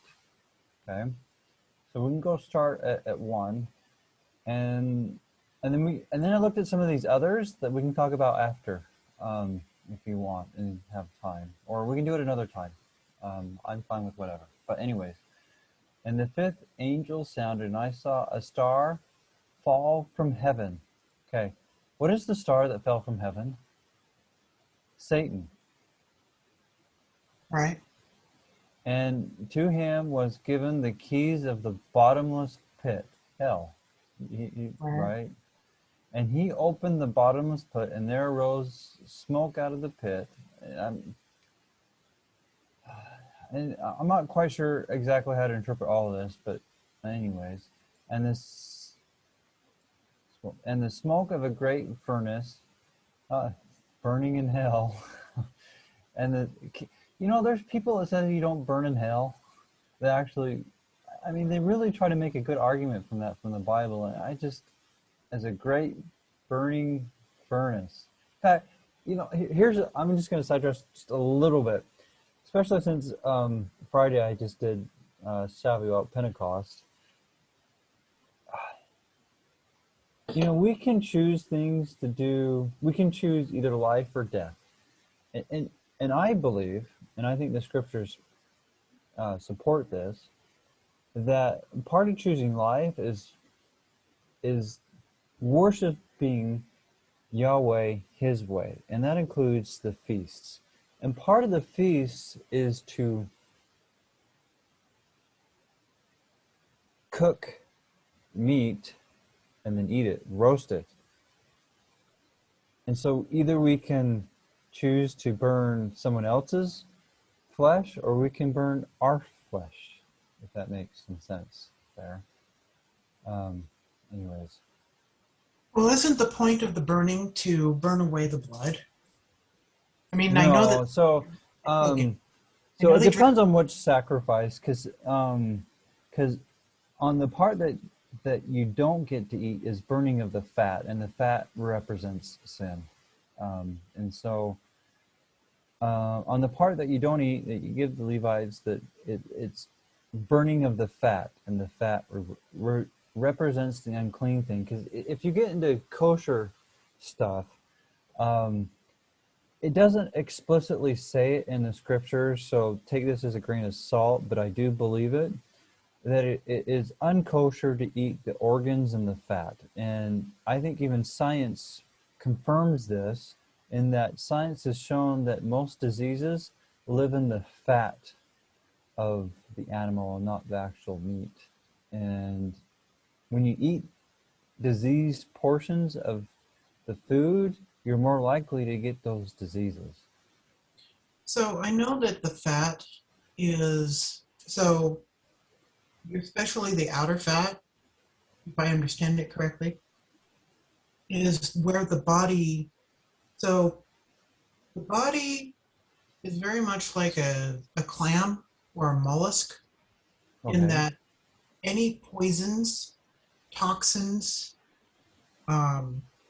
these things that the body cannot expel will actually be encapsulated in the fat like a pearl. Oh yeah, I was saying that. Yes, so I'm agreeing with you. Maybe I didn't say it the best, but yes, that's in essence what I was saying. So the whole you saying that eating fat is dangerous actually does make a sense scientifically. Right. It's and I believe, and I was maybe the part that made it a little more confusing was I was adding that it's unkosher, it's unclean. Anything unclean is a sin, and that's why I'm saying it's connecting it where in the sacrifices where it's burning the fat, you're burning your sin. Right. And So I was adding more to that. another thing that I'm, if you don't mind me pointing out, No, that's fine. um, so one of the things, like if you were to consume another being, animal, human, whatever, um, one of the things straight up that you don't want to consume is the blood. Correct. That's it's And, commanded against, but yes, the blood holds. and I do find it interesting that in sacrament, the first thing we consume is blood.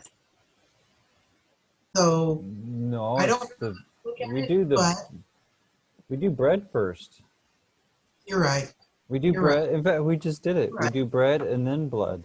But I mean, The it's wine, wine, which represents the blood of Christ. right. So even if it is figurative, the point is that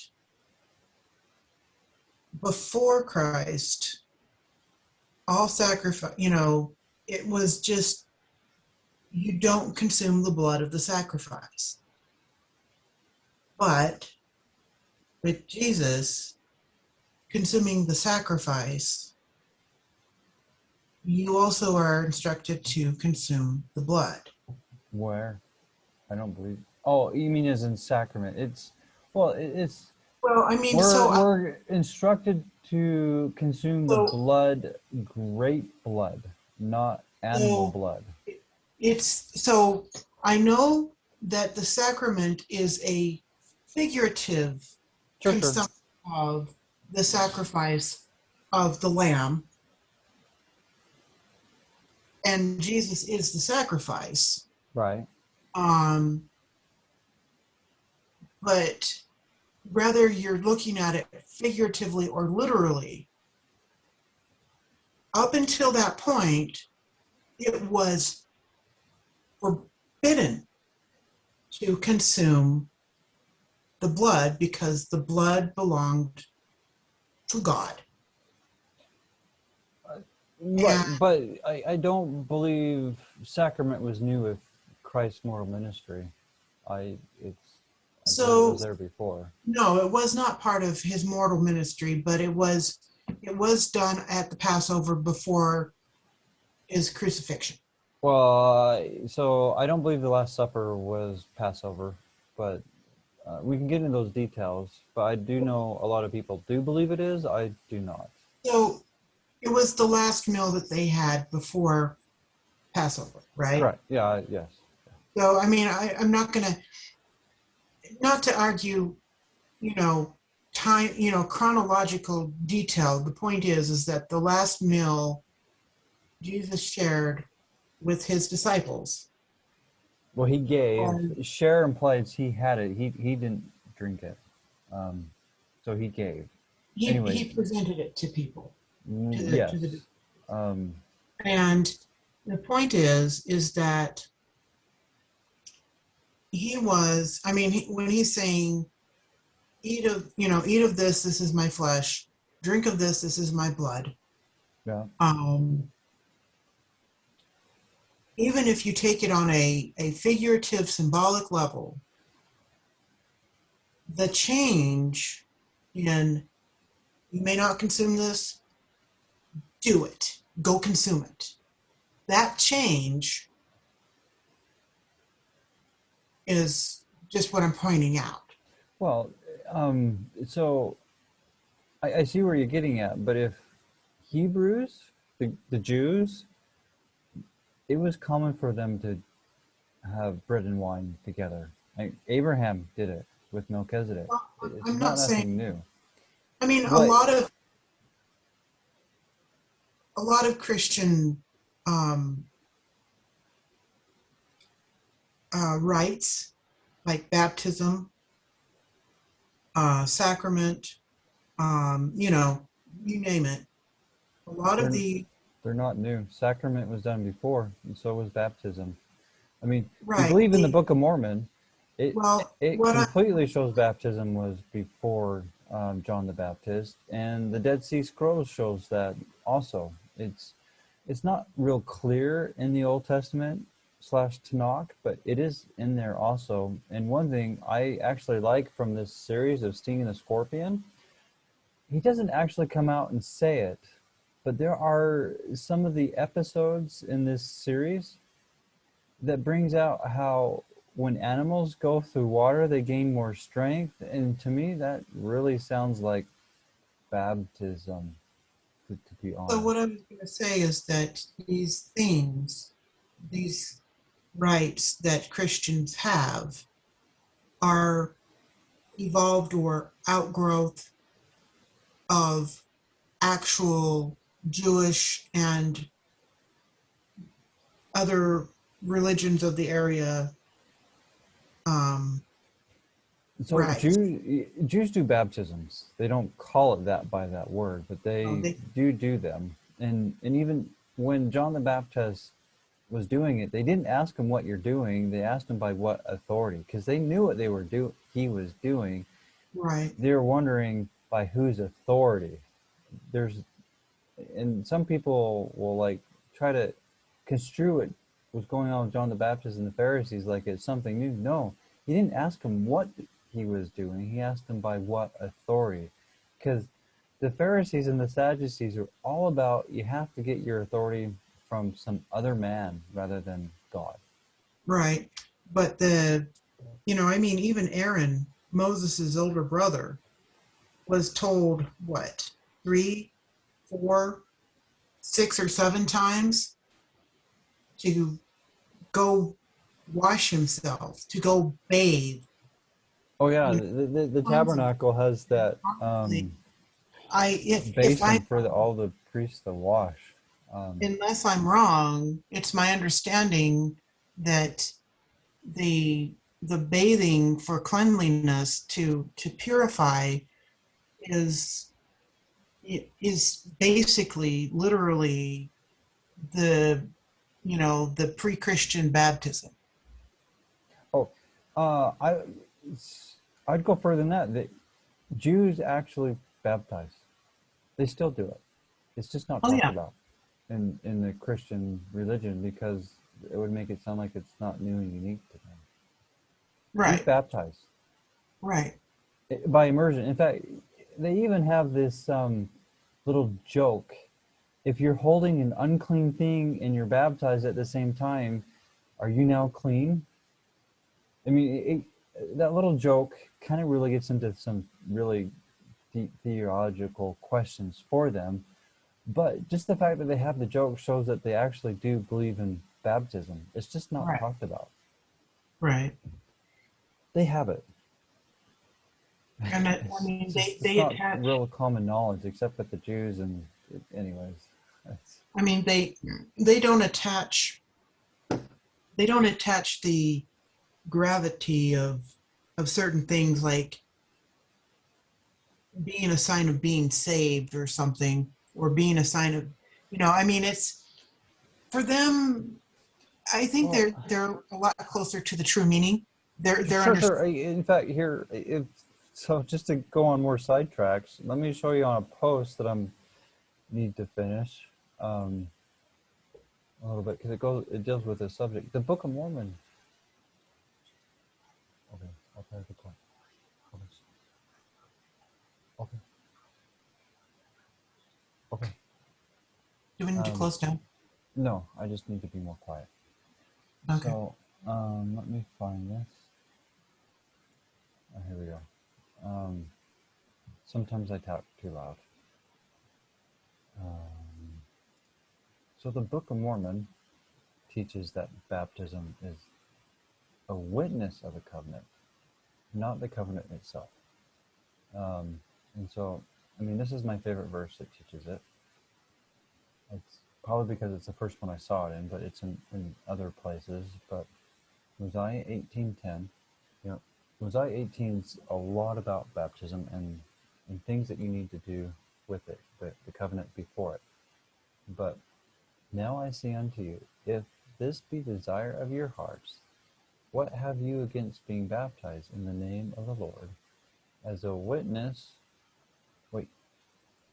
as a witness before him?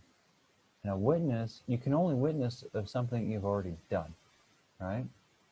That you have entered in a covenant with him, that you may serve him and keep his commandments, that he may pour out his spirit more abundantly upon you. So, but on the baptism part, as a witness before him that you have entered in covenant. A witness, well, okay, so I don't want to go find it in here. You know, that does have some heavy implications in and of itself, but that's in another topic for another time.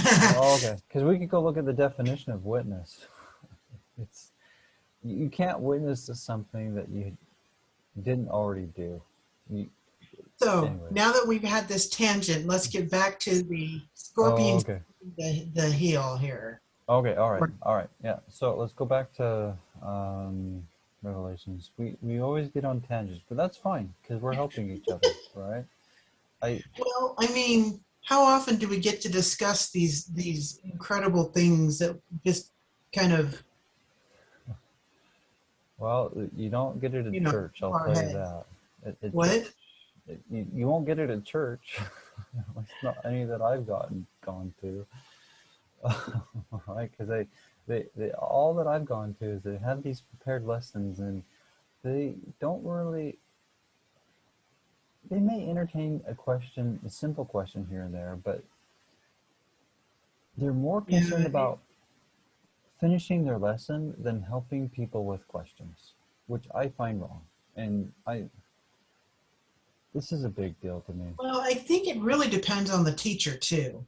Yes, I would agree with that, because when I was teaching, I didn't care about the lesson plan so much. I mean, I tried to keep with it, but if someone had a question, it was more important for me to do that than do the lesson.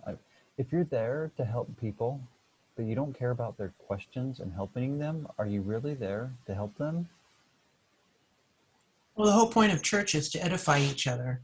Right. Well, and you do that by helping each other and answering each other's questions. But yeah. Moroni 6:9, and their meetings were conducted by the church after the manner of the workings of the Spirit. Oh, not a lesson plan. And by the power of the Holy Ghost. By the power of the Holy Ghost, not a lesson plan. For as the power of the Holy Ghost led them to whether to preach or to exhort, call repentance, or to pray, or to supplicate, or to sing, or even so it was done. There wasn't a plan. They did as the Spirit directed. All churches I've been to, there's a plan. In fact, I've listened to pagan Christianity, and it goes into details how Christianity took this idea that everything needs to be pre-planned, and that there's these teachers that teach you that you have to listen to, from paganism. Well, I'm afraid that I tend to be of the school of thought that I think there does need to be a guidepost, but Sure. Yeah, the guidepost. I certainly do appreciate the teachers who, I mean, the teachers that I've had, so I still go to the Mormon church and stuff. I kind of, oh my gosh. Okay. In some ways, I've kind of fallen off the bandwagon just a bit. Okay. And it was just an absolute shock, but I was approached probably about 2 months ago. Uh-huh. No, about a month and a half ago. Yeah, about a month and a half ago. Um, the bishopric just out of the blue was like, "Hey, can I come?" It was like he was the first counselor, Okay. and he's like, "Yeah, can I meet with you?" I'm like, "Oh geez, what did I do now?" But I'm like, "Yeah, sure." You know, that's not a good sign if that's what the first thing that pops in their head when the bishopric talks to them, because you're not the only one that has that happen to, right? That, But you know, he like, here I am thinking, I am enough of an outsider that mm, I'm safe. I'm safe, right? sure. No, I'm not safe. Not safe at all. He comes over, I tell him, yeah, you can come over. You can meet with me. So he's so back in November, I took up vaping again because the stress of everything, my excuse is the stress. And it's just, so I've been basically smoking since November. Okay, well, that's what I thought And you meant by the vaping, but I'm not real familiar with that. Um, so just it's not actually, FYI, but Word of I'm a, Wisdom says wine and beer, and wine and beer are actual natural antidepressants. I would lean you more towards that way, but I mean, just something to think no, about. not, yeah, but, um, so, I mean, and I didn't necessarily make it a secret. I mean, the first time I met the bishop, he became bishop in about December. Okay, And he came over, he was just installed, and he was doing the rounds of meet and greet, right? sure. He comes over, and I was on the porch doing my smoking thing. Mm-hmm. When he drives up, he and his wife, and the look on their faces, it's like, I'm like, oh God, this is not going to go well. So a month and a half ago, Yeah. the first president's like, or not the First first president, counselor. but the first counselor, he's like, yeah, I want to come meet you. So he comes over, and I'm on the porch vaping. He's like, we have a calling for you. I'm like, Okay.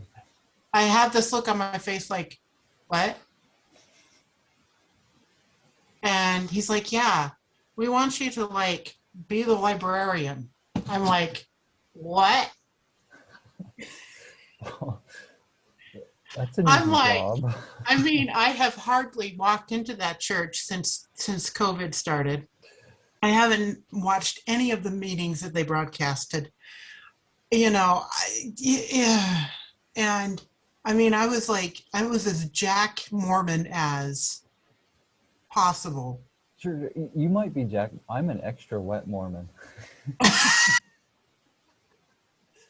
But yeah, so I mean, they knew I was breaking the word of wisdom as Well, per their understanding of yeah, it, their and they're interpretation, sure. freaking making a calling to me. Okay, I mean, if they're going to do that, I'll play ball. You know, so Well, I that's they're trying to involve you. That I don't blame them for that, right? I mean, it's one thing to fellowship. I mean, the when I was still a smoker from before, Mm-hmm. like 20 years ago, um, my I was fellowshipped basically by the bishop, and how he fellowshipped me was he's like, my father was also a bishop, and one thing that he always told me was when he was dealing with like the inactive people or people who had you know bad habits and stuff like that. He said he would say to those people, I would rather smell the smoke in the church than not at all. Yeah. Well, that visit was more wise than many. Um, Yeah, but like I said, I mean, if they wanted to fellowship me just to fellowship me, They could have just said something like that and it would have been fine. I don't see how putting me in the library is like, Well, it's bringing you to the church. I so I liked home teaching. Okay, I loved it, but I have learned it was actually Brigham Young's way to spy on the members to make sure that they were complying with his unrighteous dominion. But mm, I liked it. Um, but if you really want a fellowship, you go be their friend, which is what I tried to do with the inactives, is go be their friend. That was my focus on even those who were active. In fact, so my last home teaching calling was one of the families I had was the Elders Quorum president himself and his family, right? mm, Because you get the whole family, not just one person. Um, and their son was somewhat struggling, and this was all while I was starting to wake up. But I was pretty good at not exposing that, right? Um, and they loved me, and their son, and I actually helped his son start believing in the gospel more because I could take what was going on in his life and relate it to him. I could take the parables on the spot and help him with it, right? I didn't have I had something somewhat prepared before, but if it didn't fit what was going on after, fellowshipping with him, I changed it. I wasn't so worried about the lesson, I'm more worried about the people. Anyways, in fact, I went skydiving with the son before he went on his mission because of somewhat the connectedness that we got from that. But anyways, um, when I told him I didn't want to I didn't feel comfortable home teaching anymore after a while because I'm trying to bring people to church that I like didn't believe in anymore before I removed my name. And he's like, "Why? You're like the best one I've had." And I just told him I didn't feel comfortable. I didn't get into the details with him. It's just, yeah. I told him it They wasn't. actually have, so you're right. The home teachers and the visiting teachers were much more focused on the lesson, getting the lesson in. Oh, But about 5 years ago, they did a major change where they're like, okay, we're not doing home teachers, we're not doing visiting teachers, we're doing ministries. And so it was a delightful change in that I could go and be I could be their neighbor. Say, okay, how are you doing? How can I help you?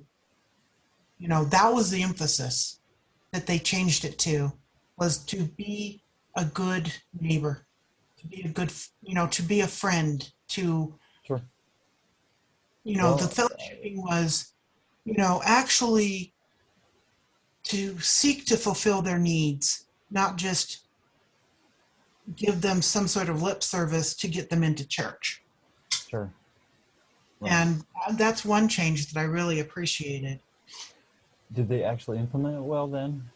Because that Um, was after I moved in Argentina, and I'll tell you, I don't uh, think I could fit into church anymore. Because for one, so, I won't wear money clothes or right. business clothes, which is money clothes, for church anymore, and that'll just turn a lot of people off. So I don't think I'll fit in anymore. Yeah. Um, I, so I've been on both ends of the ministry thing, Mm-hmm. where I was assigned a few people and I was also um, where they would come and see me. Yeah. And I'd have to say, it really has been different. Oh, that's good. Occasionally, one of them might want to do a quote out of the Ensign or something, but by and large, it is it is literally a hi, I'm here in the capacity of being a friend. How are you doing? What do you want to talk about? How can I help you? I mean, that really is what it is Well, for what I've seen, for 80+% of the time. that's good. That's just kind of what I did before. I mean, this Right. might not sound the best, but to some degree, I thought I was an assigned friend, and Well, I yeah, tried I to mean, make him a friend. that's how, when I was doing the visiting teaching shtick before they changed it, um, I did my best to minimize and even avoid the lessons because it was like, unless it seems pertinent to this person at this point, it just seemed like busy work. It felt like busy work. Yeah. So when I met with actives, they pretty much wanted the lesson, so I would do it. And if they wanted it straight out of the enzyme, like it's somewhat typically done, I was fine with that. But like I said, Right. with the elders quorum presidency, most of the time I didn't, because it was just better to focus on their needs and scriptures that apply to what was going on in their lives at that point, rather than what someone dictated to me to do. I decided to go by the spirit, like Moroni 6:9. But what do I know? Anyways, um, so it's nice to hear that they've kind of changed the focus on that, and it sounds like maybe it's actually done well. They Um, do have a way to go, but there has been some proper refocusing on gospel and applications of gospel. it's sad it took them so long. It makes me wonder where the revelation is, but that's another subject. Uh, anyways, you want to go back to Revelation 9? Yes. Oh, just one other thing on home teaching. I remember uh, when some leaders wanted perfect numbers. They're like, well, if all you can do is just give them a call, we'll count that. And you know what? I was a rebel. I wouldn't tell them. If I couldn't go meet them, I wouldn't tell them that. I tried, but I couldn't. I was like, I didn't. And they tried to talk it out of me to make it so they could count the number. I wouldn't do it. I was not about the numbers. I was about the people. And they wanted numbers. So I was a rebel.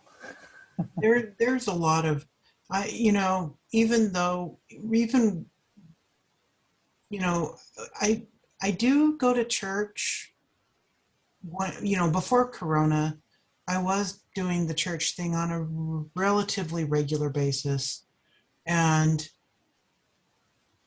of all the times that, of all the years I've gone to church, I think maybe only a handful of times, and it's usually because somebody else has decided to do it for me.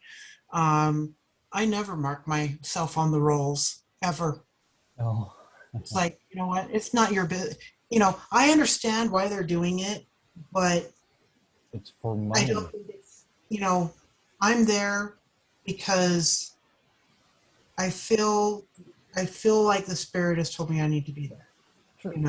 You know, Even after I removed my name, I still enjoyed going. right, Although I, disagreed more with various things, and I tried to carefully bring things up from the scriptures, right? Um, right. but I just, especially with COVID, I won't wear a mask to to a church. Yeah, I, most of the people over at the ward that I go to actually don't wear masks. There's oh, only like a handful of people who wear masks still. And do you think they'd be okay if I didn't wear business clothes? okay, so another thing, so I told you about the smoking part, right? Uh huh. But I couldn't find my thin knit sweater that I normally wear. Uh huh. So last Sunday, yesterday, I went to church in a t-shirt and blue jeans and hospital socks. Hospital. What are hospital socks? When you go to the hospital, they give you those little booty socks. Oh, it's a booty sock. Okay. All right. So I went to church and a bandana on my head.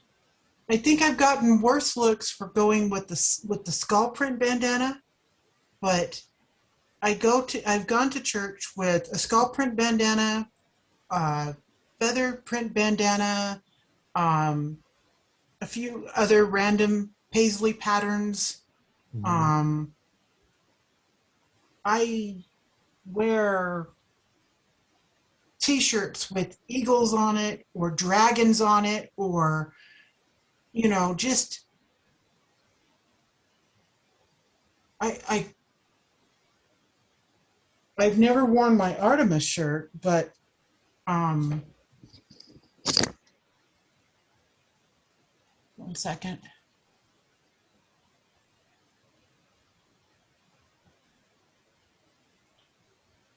Oh, wrong one. Oh, yeah, I see now. So other than the Artemis shirt, so if you replace the Artemis shirt with an eagle, this is how I looked going to church yesterday. How was it taken? They're getting used to it. Oh, okay. I still get the dirty looks every once in a while, but I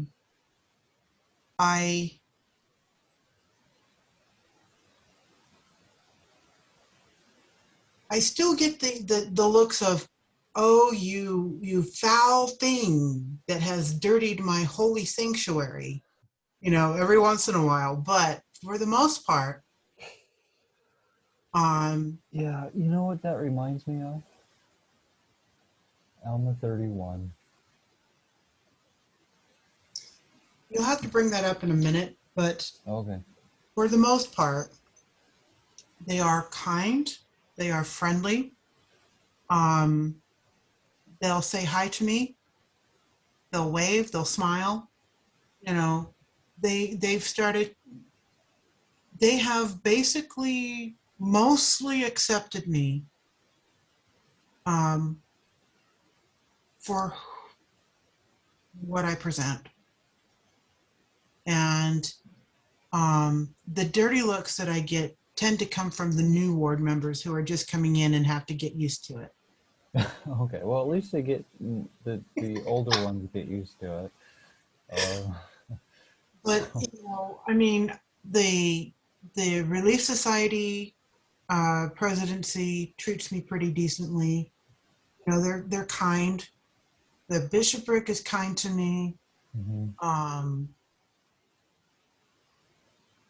The teachers are kind to me. I think the worst, probably the worst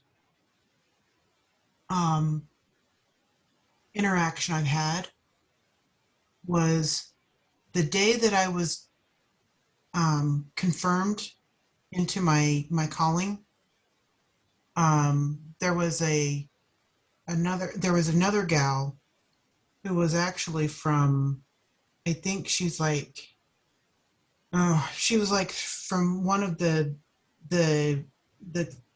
countries in the Bahama Islands area.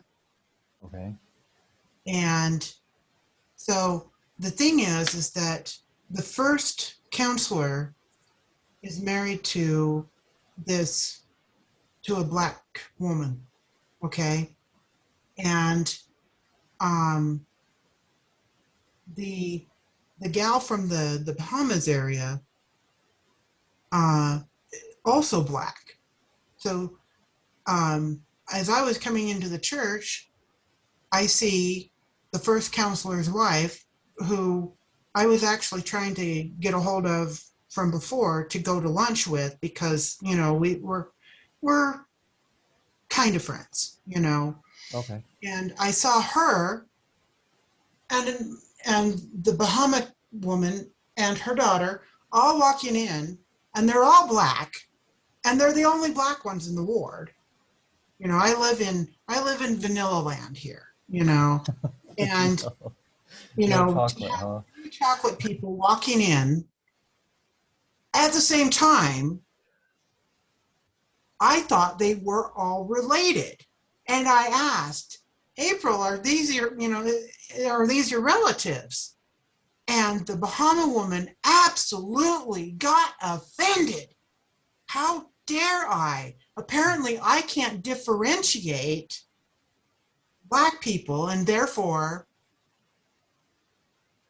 I think she thinks I'm a racist. Well, statistically, whites have a harder time distinguishing blacks, and blacks have a harder time distinguishing whites, and Asians have a harder time whites, Asians, and same thing with the blacks and Asians. It's just, it's not what we're used to. Yeah, I mean, I think her daughter understood the FUPA and actually said something kind of supportive. She's like, hey, in Adam, we're all related, right? Oh, For okay, Adam and Eve, sure, we're sure. all related, right? Yeah.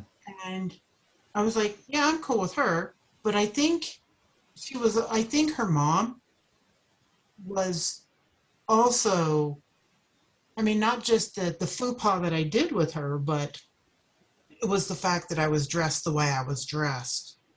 So you almost had your third strike, huh?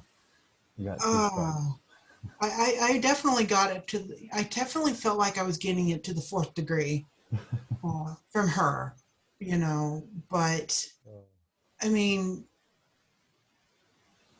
so, and she wasn't, I mean, she was curt and just, you know, not, she was just, oh, geez. But Like she was looking all the for a same, reason to be offended. oh, no, I don't think she was, I don't think you have to look for reasons to be offended when you're offended by, when you're already offended, Okay, good but, point. um, I mean, that was the worst of it. And at least in recent memory. And I think she studiously ignores me at this point. Mm. I can still feel it every once in a while from her. But So outside of that, it's before actually, I came to Argentina, I went to my mom's ward like every week, and I just, they asked me to move my records. Like, oh, I'm gonna go to Argentina in a while, so I just kept putting off with that, and so for the most part, I could, fit in. Um, but I still remember the Sunday teacher did not like me because I would ask these questions and bring these scriptures out that she just did not like.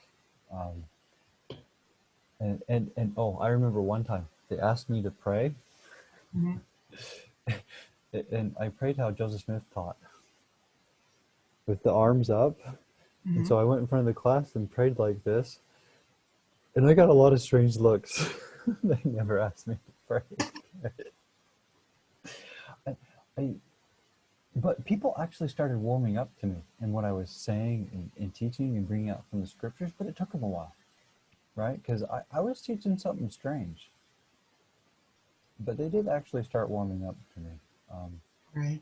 it's just, before that, I went to some other churches that, Hebrew roots or some Jewish ones or other Christian ones.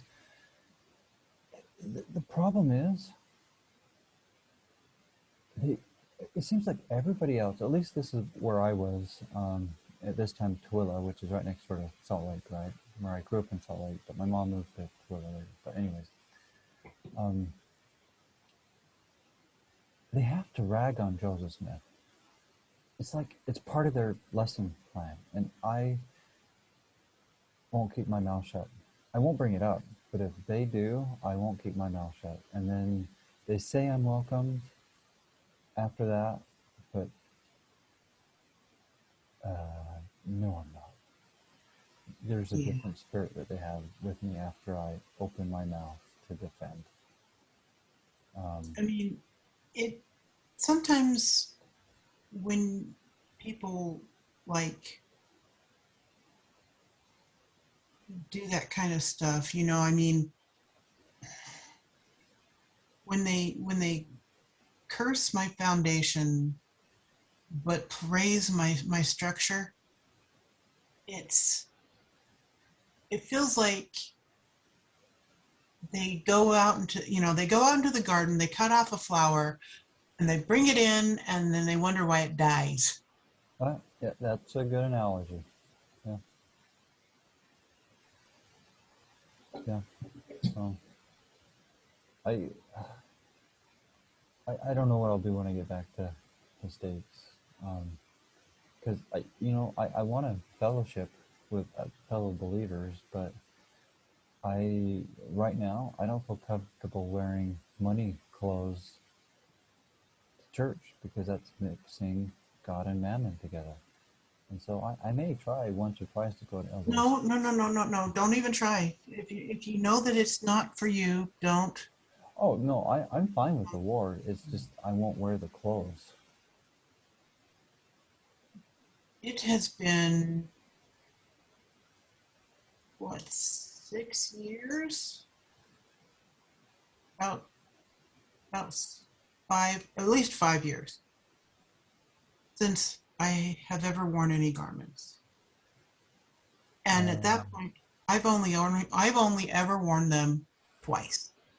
And the only reason I wore them was so that I could do my endowment and my sealing. So when you got your live one? The what? When you got your personal one? Yes. Okay. Well, so after I removed my name, I still wore mine for, I think it was 4 years, if I remember correctly. Because I actually enjoyed the temple, but I finally listened to something that God told me, and I took them off, and they're being used as rags right now to clean things. I But it took me a while to let go of that one. But since then, I haven't worn it, and I never will again. right.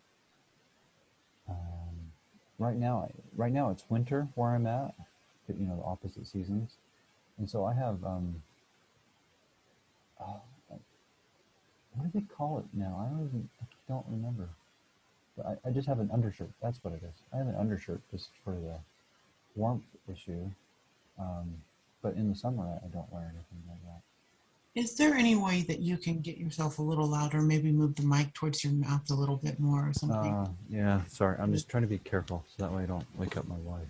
Mhm. Is that better? I'm like struggling more and more to try to hear you, and so it's like, Okay, here. Do you hear this? I'm I tapping can my. hear you now. It's a little better. Okay. No, I can't hear you tapping. Oh, maybe it's not going through there. Then. Maybe I'll just get. Maybe it's going through the computer. I'll just get. Is that better? A little bit. Do you need Maybe. to change the battery out, maybe? No, it's flashing blue, which tells me it's got battery. So when I plug it in, the computer has this little pop-up. It says headset with microphone, and I pick that, but maybe it's not working correctly. I You don't. might have to you might have to adjust it with the zoom because I mean, so like when I turn my camera on, technically I actually have two cameras and I expected the one to come on, but it turned out it was the other one. So you might want to Yeah, check your well, settings. I have, and so under mic, I say same as system, which you should be doing, but I can do headset with mic. Is that better? Mm, I'm having a hard time hearing any difference. Well, here, let me unplug. You can tell me. Is this? I no, it's worse now. It's worse. Okay, I'm gonna go back then. Um, Maybe adjust the sensitivity of your mic. um, oops. Let me see if I can find how to do that. Oops, that's not what I want to do. Um, Audio settings. Microphone. It's almost. It's at the top now. Is that better? It's a little better. Okay. Well, I part of the problem might be that this is really old. Yeah, if you want to keep coming, because it's on Mondays for a while, and that might be a good time for you. I'll try to set up my Bluetooth one to go through the computer, and that would be better probably. So I actually normally have a Monday thing that Oh, okay. I skipped out on it this time because it has been a while since I've been able to enjoy, you know, the Sabbath. Sure. Um, but um, I mean, Well, maybe I if you can. can't come again this moon cycle, maybe next moon cycle, and I can still work on getting the Bluetooth one, because that would probably be better. Because maybe part of the problem is this headset's it's old, and I do know it's kind of falling apart. Because I've I've glued parts of it back together to get it to keep working, because I actually like it, but I so I started taking it to the gym, Uh-oh. and the cable started ripping, because of the exercise going all Right. over the place, and it started ripping. And that's why I got the Bluetooth one, so I could take it to the gym and not worry. But it's the one I use with my phone all the time now. But I, I've avoided Bluetooth because of the, radio frequency. Um, but because of what happened with going to the gym and using the headset and the cable ripping, I've kind of learned that, well, although I prefer cables, they have some problems. Yeah. Or, another thing you could possibly, I don't know if you can even get wire sets anymore, but uh, yeah, it's, I've had to replace, I've come across wired headsets that I absolutely love, but after beating them up, I've had to replace them. Oh yeah, well I'll figure out the Bluetooth, because my current phone, I like it, but one thing I don't like, it doesn't have a 3.5 jack for a headset, or a mic. Um, it's the Samsung S21, if I remember correctly. I don't even remember anymore. Um, my Windows 10 phone died early in the year, and so I got forced to buy a new one. Oh dear. I was trying to put it off until I came back to the States, but it didn't quite happen. It died. Yeah. No, you got to have, in this day and age, you got to have a phone. And it's sad that Windows phones aren't exactly around anymore. I think did they completely stop making them? I'm not sure. Yeah, they did. Otherwise, I would have got one, because I actually like them. I I loved having my Windows phone, but it had like superior photography and everything. Yeah, there was a lot of things that they did better. They did things too soon, and that hurt them. And because of that hurt, they waited too long to get back in the market, and that hurt them even more. Yeah. But anyways, It's um, always timing. it's not an option anymore. Um, so I got an Android. I'd rather have an Android than Apple. Um, So let us get back to the Scorpion. Oh my okay, God. all right. Let's get back to the Three Scorpion. times the charm. We can do it. I'm not too worried about it. This is, like I said, this is more about helping each other than having to finish a lesson. But um, all right. So, all right. The star fell from heaven. That's obviously Satan. And he opened the bottomless pit. Satan, the burning, the great furnace, and the sun and the air were darkened by the reason of the smoke of the pit, blocking out light. There's probably more to it than there. Revelations is not my strong point. But anyways, there's some resources I want to look into, but I'm so busy with everything else that I'm trying to do. It's hard. Right. But anyways, here's the verse with the scorpions. And there came out of the smoke locusts upon the earth, and unto them was given power as the scorpions of the earth have power.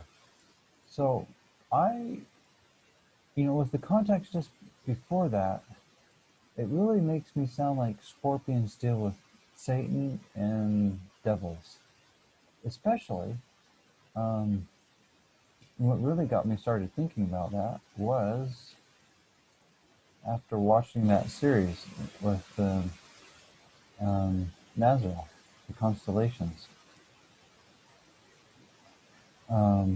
where the scorpion is stinging the foot of the Savior. Now, one thing that, let's go back to the scriptures.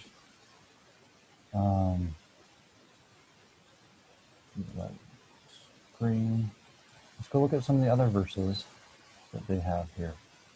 So, this Luke 11:12 is real interesting. Shall ask an egg, will he offer him a scorpion? Let's go look at the whole thing.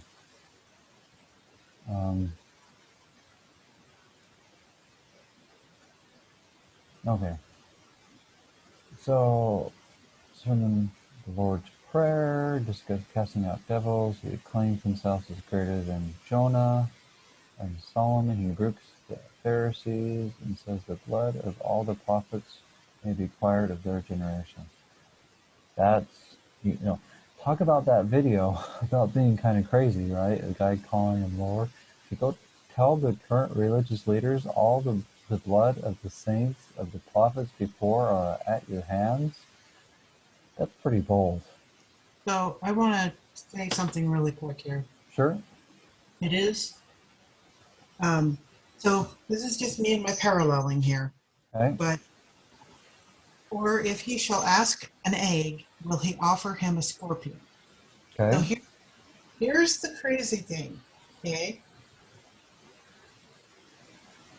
Vaccines are produced, multiplied by the use of an egg.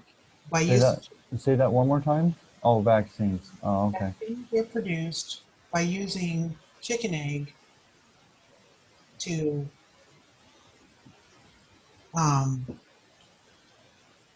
cause the multiplication of these.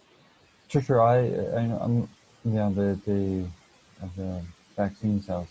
I was not aware of that. I don't think that's what it's talking about. No, I know. But I can see the parallel you're bringing out with that. It gets even more. Oh, okay. Go ahead. The new mRNA vaccines that they use for the coronavirus, the Pfizer, the Moderna, Yeah. I think even the AstraZeneca. So they used scorpion venom to isolate the spike 1 protein that they use to force the body to create antibodies. Oh boy. You follow the vaccine stuff a lot more than I do. I mean, I'm not going to get it, but you know more details on it than I do. I did not know they were using that from the scorpions in some of those. And here's the crazy thing. What? It's the spike 1 protein. The spike 1 protein is actually a natural component of the coronavirus, right? And okay. it also directly affects the pulmonary system and placenta connection. So we are potentially, the people who have taken these vaccines are priming their body for heart failure and pregnancy failure. Well, I've come across articles where they talk about the pregnancy failure issues, and when they're having or becoming. So I've known about that one. I didn't know about the heart one. In fact, there's a guy that has a channel called New to Torah. He's even made that connection himself with the pregnancy issues, not the heart one, but the pregnancy one. And how during Moses' time, that one of the complaints against the Israelites that they were multiplying, but which brings, and I don't remember all the exact details, I just kind of remember vaguely what's there, that they were multiplying more than the Egyptians. And why would that be? They're both humans. Are they taking things? Were the Egyptians taking things that were harming their pregnancy rate? I'm having a hard time hearing you. Oh, okay, let me try to talk a little bit louder. Maybe is that better if I hold it up? No, that's so much better. Okay, well maybe I'll hold it up then. I'm sorry. Thank you for No, doing it. no, that's fine. So there's a channel on YouTube that are like New to Torah. And usually what he puts on YouTube is, it's generally keeps it like 5 to 15 minutes. So it's pretty short, and they're most of them are pretty good. I like. But anyways. That channel too. Huh? Send me the link to that channel too. Oh, okay. All right.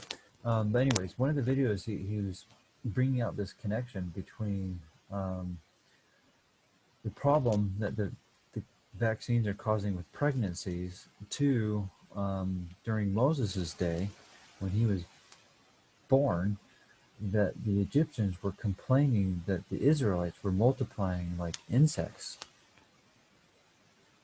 But we're both humans. I mean, not both. Both groups of people were humans, right? The Israelites and the Egyptians.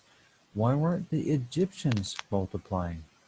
And he has proposed it's because they were taking something that was harming their ability to reproduce. Very possible. Yeah, I thought it was very plausible. I don't know for sure one way or the other, because sometimes we can read into texts too much. And so I see the possibility. I don't know if it's doctrinal truth, but he does make a good point for it. And that one of the complaints of the Egyptians was that they were multiplying. And he was proposing that perhaps the Egyptian leaders caused it on purpose so that way they can have a more complaint against the Israelites to kill them and control them. But anyways, because you can't just go kill babies without dehumanizing them, because they were actually born, where I know a lot of people kill them while they're not born nowadays, but they still have to dehumanize them to do that. So it still applies, but anyways, you get the point, right? Right. Anyways, so I believe, and this is something I need to get more into, and I'll show you what I have right now on this, but I actually right now believe that the egg represents Christ and the scorpion represents Satan in that verse in Luke 11:12. Now, in fact, maybe we could look real quick from the scriptures, but I can show you what originally got me to think that first if you want. In fact, maybe I'll do that. So, there's a fairy tale I think everybody's heard, right? Let me stop sharing screen real quick. Jack of the Beanstalk. Yeah. So I read this a lot to my kids, I'll just put them to bed, okay? So if you have a moment, I'm going to show you some things I see in here, okay? Yes. And if you're a little short on time, which I don't know how much time you have, maybe I don't read it, but I just flip through it and give you summaries. Okay. Well, let's go ahead. So it's 9:41 here now. Let's go ahead and close it out at 10. Okay, so maybe I'll do quick summaries then. So here is just the beginning. Jack, the cow, stops giving milk, so they have to go sell it. Now, Passover has 3 acceptable offerings: a cow, a lamb, which is the most common and the most preferred, and a goat. But a cow is an acceptable offering for Passover, for representing of Christ. In fact, this is a whole nother issue that I haven't completely figured out yet, but the red heifer, the red cow, I believe represents Christ. But that's a whole nother thing, okay? All right, so he has to go sell them, right? Oh, who sold Christ? Judas. It'd be interesting if they say how much they sell this for. I mean, which they do in a little bit, but it's not 30, it's 9, which we just went over. 9 represents Satan. So there's this old man who buys the cow for 9 beans. So, it's either Christ or Satan. You can sell Christ for Satan for 9 beans, which is the serpent, right? Which, I mean, that it just really fits in. But anyways, and those 9 beans do what? They grow into a beanstalk that goes into heaven, like the Tower of Babel. Now, Jack goes up 3 different times to get 3 different things, okay? Mm-hmm. And at least in this edition of the book, first he gets a bag of gold, okay? All right? Right. Second, he gets a hen that lays golden eggs. We'll get back to that in a minute. Third, he gets the harp that sings and talks. And then this is where it gets, I mean, we can get in these other, we'll go back to those other 3 in a minute. But then at the end, the giant climbs down the beanstalk to go after Jack, which I don't find accidental. But then Jack, this is where it starts changing the narrative, what's really going to happen. And this will make a little more sense in a minute, because he cuts down the beanstalk and makes it so the giant falls and dies. And then they're just off out about singing with the harp. So, let's just start at the end. I believe this is represent a Gnostic gospel where Satan gave a way for men to get back to heaven without God. And these 3 things, that the gold represents the first 2,000 years. I don't know how yet, but that is my current belief. I don't know how yet. I'm still trying to figure that one out. I haven't put a lot of effort into it. But Well, go ahead. I mean, not to, on a slightly different spin, Sure. one of the reasons that the Jews used silver as their currency of exchange was because just like in the New World, the Americas, the gold was God's. It wasn't used as currency of trade. It was for uh, mundane, profane. Okay. The common stuff. It was God. It was God's. Oh, gold. Gold. Okay. Right. And um, the the exchange of the cow, which was their livelihood, their life. The exchange of the cow Sure, sure. for beans. The beans grew a stalk that could be considered like the tree of life, and Well, ascending. it's interesting here, since you bring that up. So in here, a beanstalk in your garden, which, Garden of Eden, as tall as a pine tree. And pine trees are used for the pagan practice of Christmas. Right, they represent eternal life or unending life. Sure, sure. I do understand why they're used as that, Right, but in Torah it tells us not to do that. So, right. and I'm not making this up. This is what it's in this edition, anyways. Yeah, That looks blurry, but so you'll just have to take my word for it. I'll take you at your word because you're right. I can't read the text. Yeah. But the interest. I mean, I can see where you're coming from the Gnostic point of view. I'm just saying that there are, the selling your worldly connection to, your worldly sustenance of life in exchange for the opportunity to connect with the divine and gain the, the gold or that of the divine, um, therefore making your life much more richer.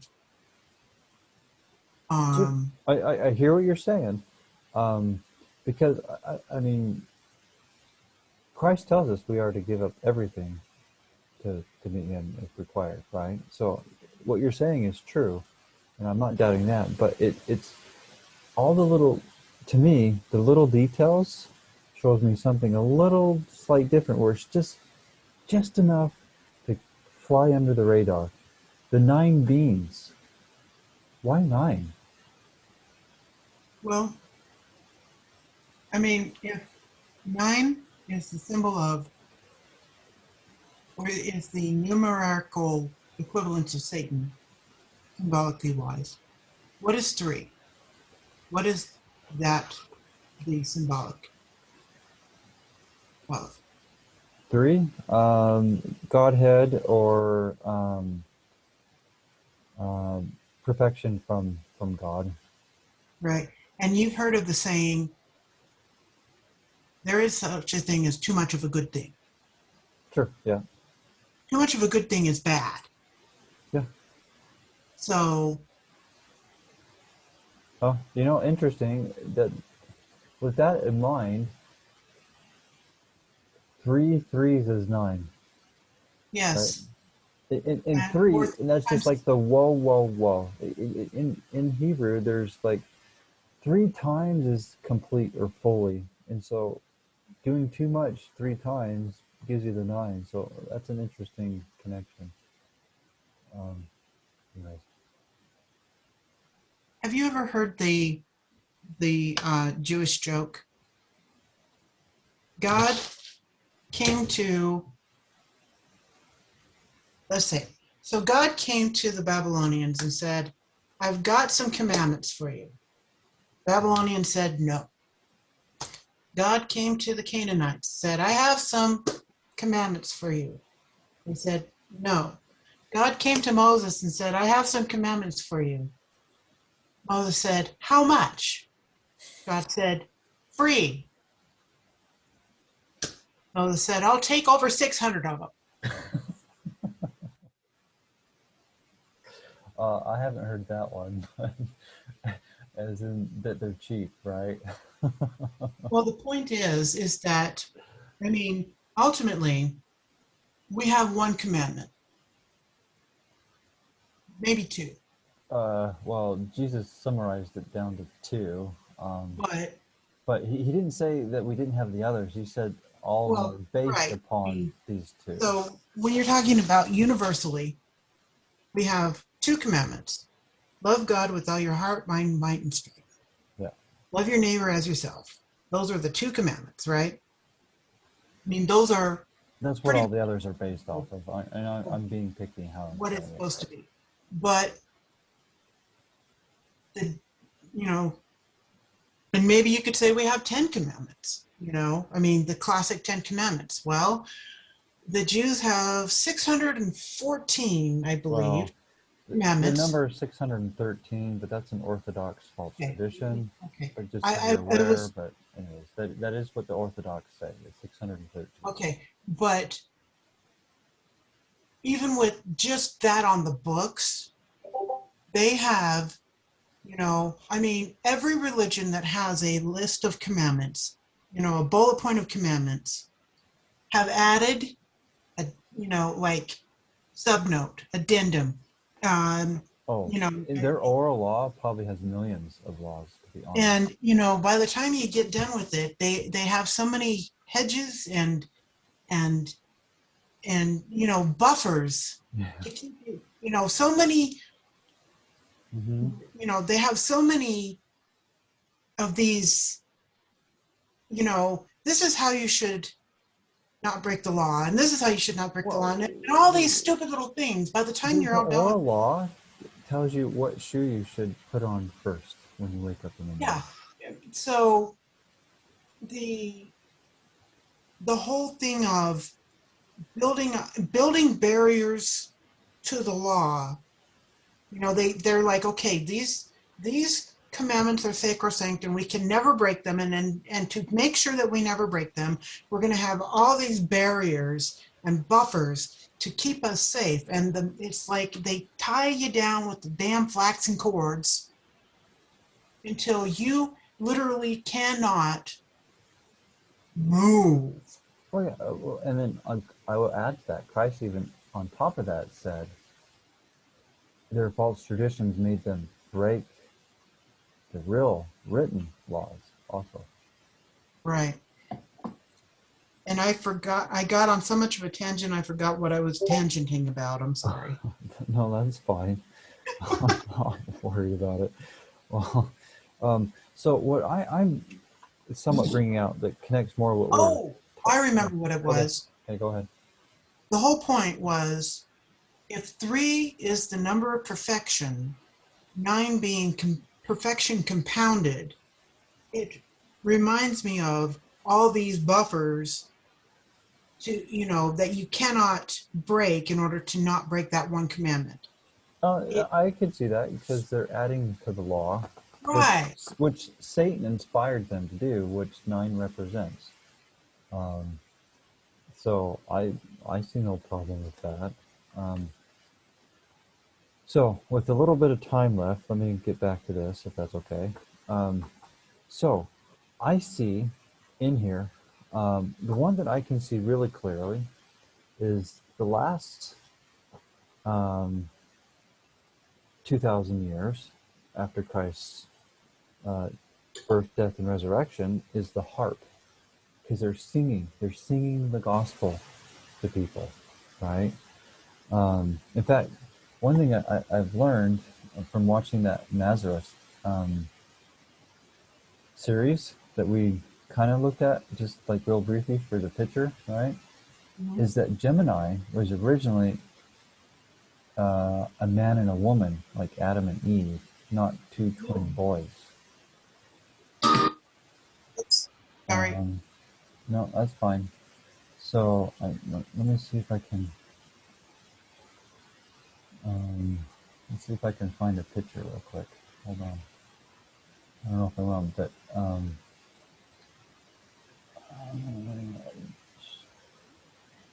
I do have one other thing to mention to you. Sure. I mentioned to you.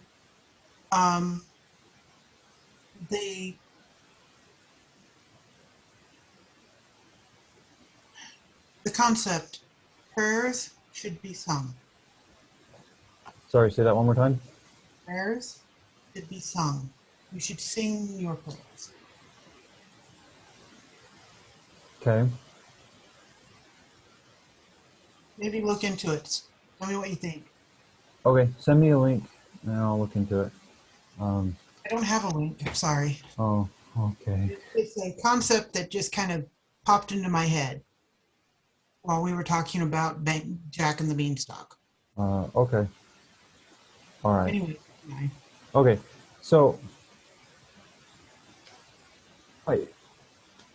Maybe I should show this. Okay, so there's Gemini. See, it's a man and the woman has the harp. The woman is the church singing the gospel.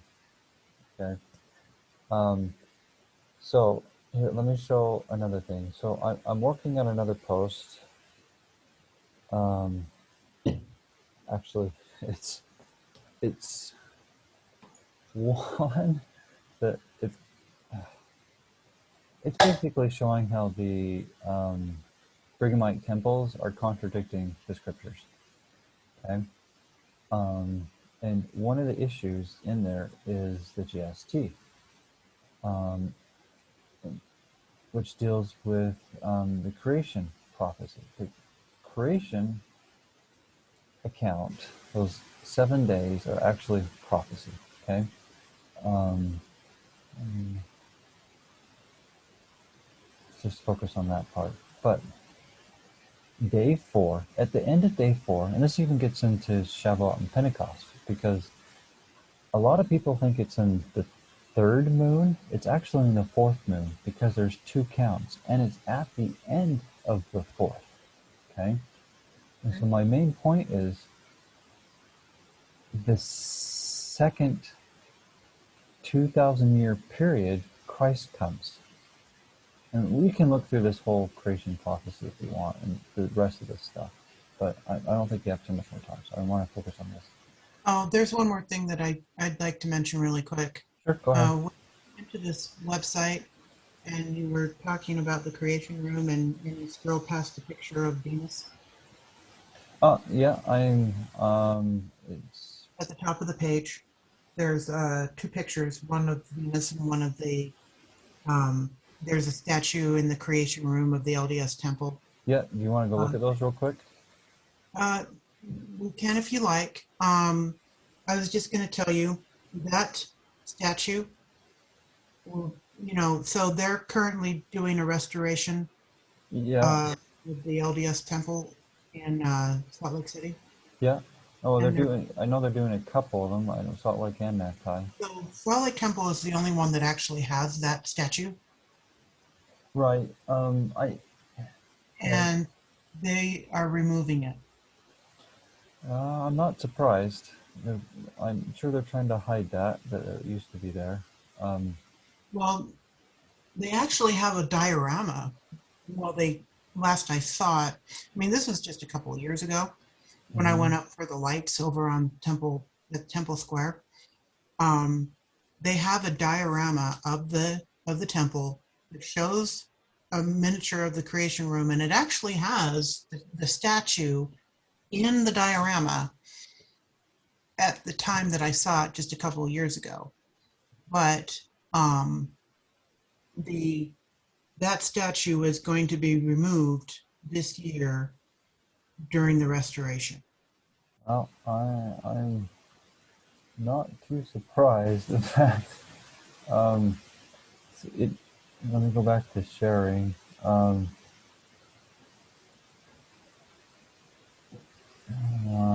okay, am I sharing? Do you see Yeah. Brighamite Temple? So there's Venus, Aphrodite, and that's at the Temple Veil. Is that the one, or is it Yes. something? Okay. Yeah. Um, I I went to Manti a long time ago, and only a couple times, so I don't know for sure, and I haven't been able to prove it. But I think Aphrodite was in Manti also, but I'm not 100% sure, and I don't really have anybody to talk to and ask to go look. But anyways, um, I,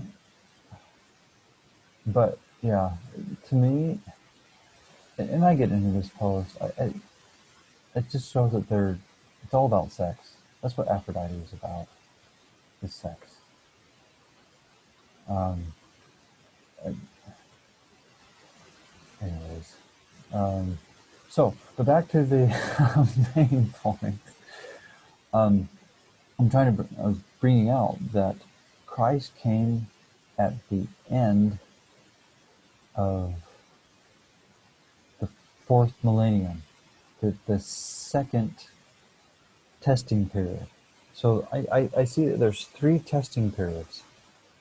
Adam to Noah, Noah to Christ, and Christ till the second coming. And they're all, give or take, 2,000 years.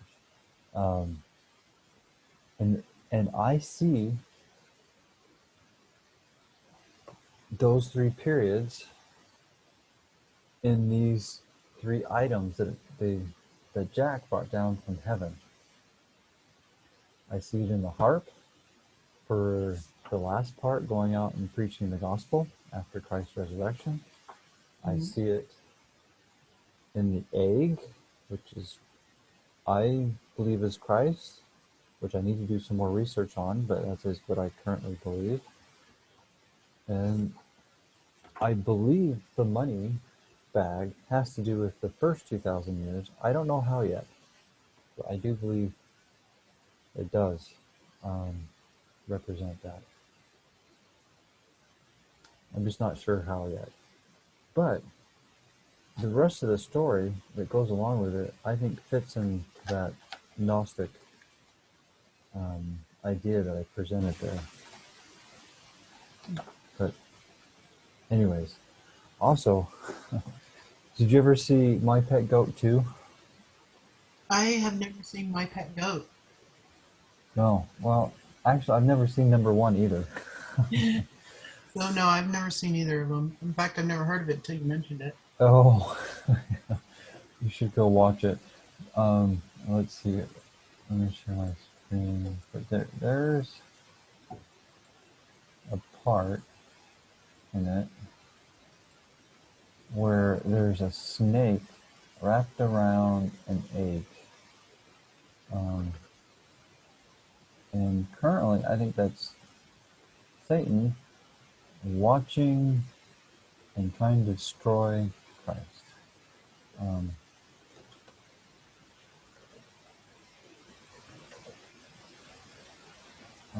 Or is it My Pet Goat? Is it mine?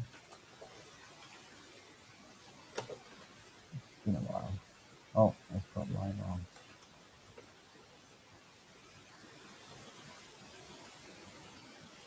Alright.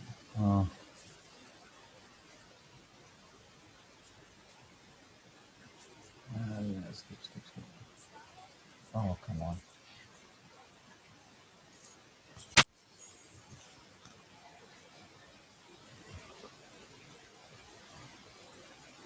Alright, let's find... Oh, here, I'll give you the link real quick.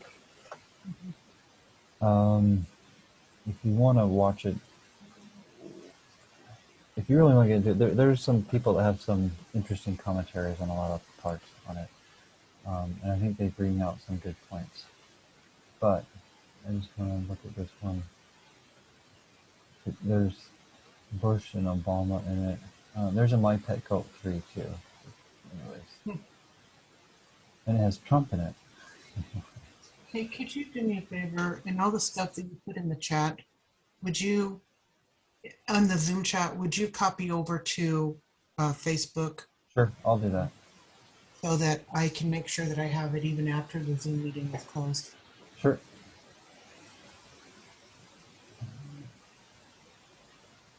I think this is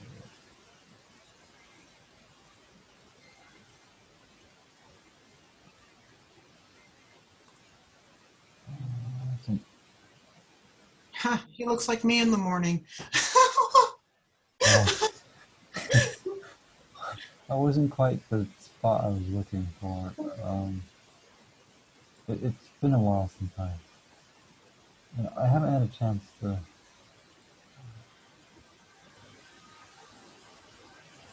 Oh, yeah. So here, this is an interesting thing. The Statue of Liberty is ISIS. I'm just saying that because I'm seeing it right now. But anyways, it's a Pagan god. There we go. There's the egg. See the snake watching it. Yeah. It kind of reminds me of how is it Revelation 12 or 13 about Satan and going after the woman, the church, who's going to birth the man-child, which when you keep reading, it's Christ. And here he's, watching it and trying to destroy it. So maybe next time we can look into the scriptures on that. I do think that the egg is Christ, and the serpent is Satan, and possibly even his demons can also be represented by Hold your mic up scorpions. again. Oh, sorry about that. I forgot about that. The mic's not being the best. So maybe next time that you can come, we can look into the scriptures, into egg more, to see if it is Christ or not. But at this point, I do believe the scorpion represents Satan and possibly his demons. So I don't necessarily think it's only Satan yet. I haven't dug enough into it, but it's at least him and possibly his demons in addition. And that the egg represents Christ. Okay. Well, I will definitely watch this stuff. So I'm going to let you go for now. If you can go ahead and do that transfer of all those links. Yeah, I'll do that for you. Thank you. All right. It's nice chatting with you again. Definitely. And thank you for Sacrament. It was renewing. Yes, I still remember the first time I did it with wine. And it was powerful. But anyways, you know the saying that people like to say at fast and testimony, meaning burning in the bosom? We just felt it. All the way down the throat. Yes. But yeah, it does. There is something more to. I mean, we could talk about it another time because you need to go, but just the bitterness of it, I think, has a lot of symbolism to it also, which I see in Mosiah 18, which we talked some about some other parts of it. But anyways, when you take away the symbolism, you take away the gospel. Yeah. And the thing about symbolism is that you've got to be able to, in order to be able to interpret it properly, it has to be interpreted holistically. And the only way to do that is to involve as many senses as possible. Yeah, I agree with that. And when you look through the scriptures, you see all these things that don't make sense, and until you start doing it, it will never make sense. And even Christ teaches that in the New Testament. Until you do, you will not know. But a lot of people won't want to do because they won't understand, and they're not willing to take that, so to speak, leap of faith or step in the darkness to trust the word. They just won't do it. It's hard. The culture makes it hard, but that's man, and we have to pick. Do we revere God or revere man? He gave us the choice, and he's letting us pick. Who do you want to pick? The people in the floating building. I mean, that whole vision of Lehi has so much literal meaning. Oh, just that one point, the floating building. You know why it's floating? Because it has no foundation. It has no foundation because it has no Christ. Christ is the foundation, according to scriptures, and that's why they don't have a foundation, because they have no Christ. This is again, this is probably an hour's worth of topic that I'm opening up here, so I'll probably have to let it go. Okay. Did you All want to right. do like closing prayer or anything like that? Or Sure. Let me pause it. I'd rather not do that on the recording, but we can do that. Okay.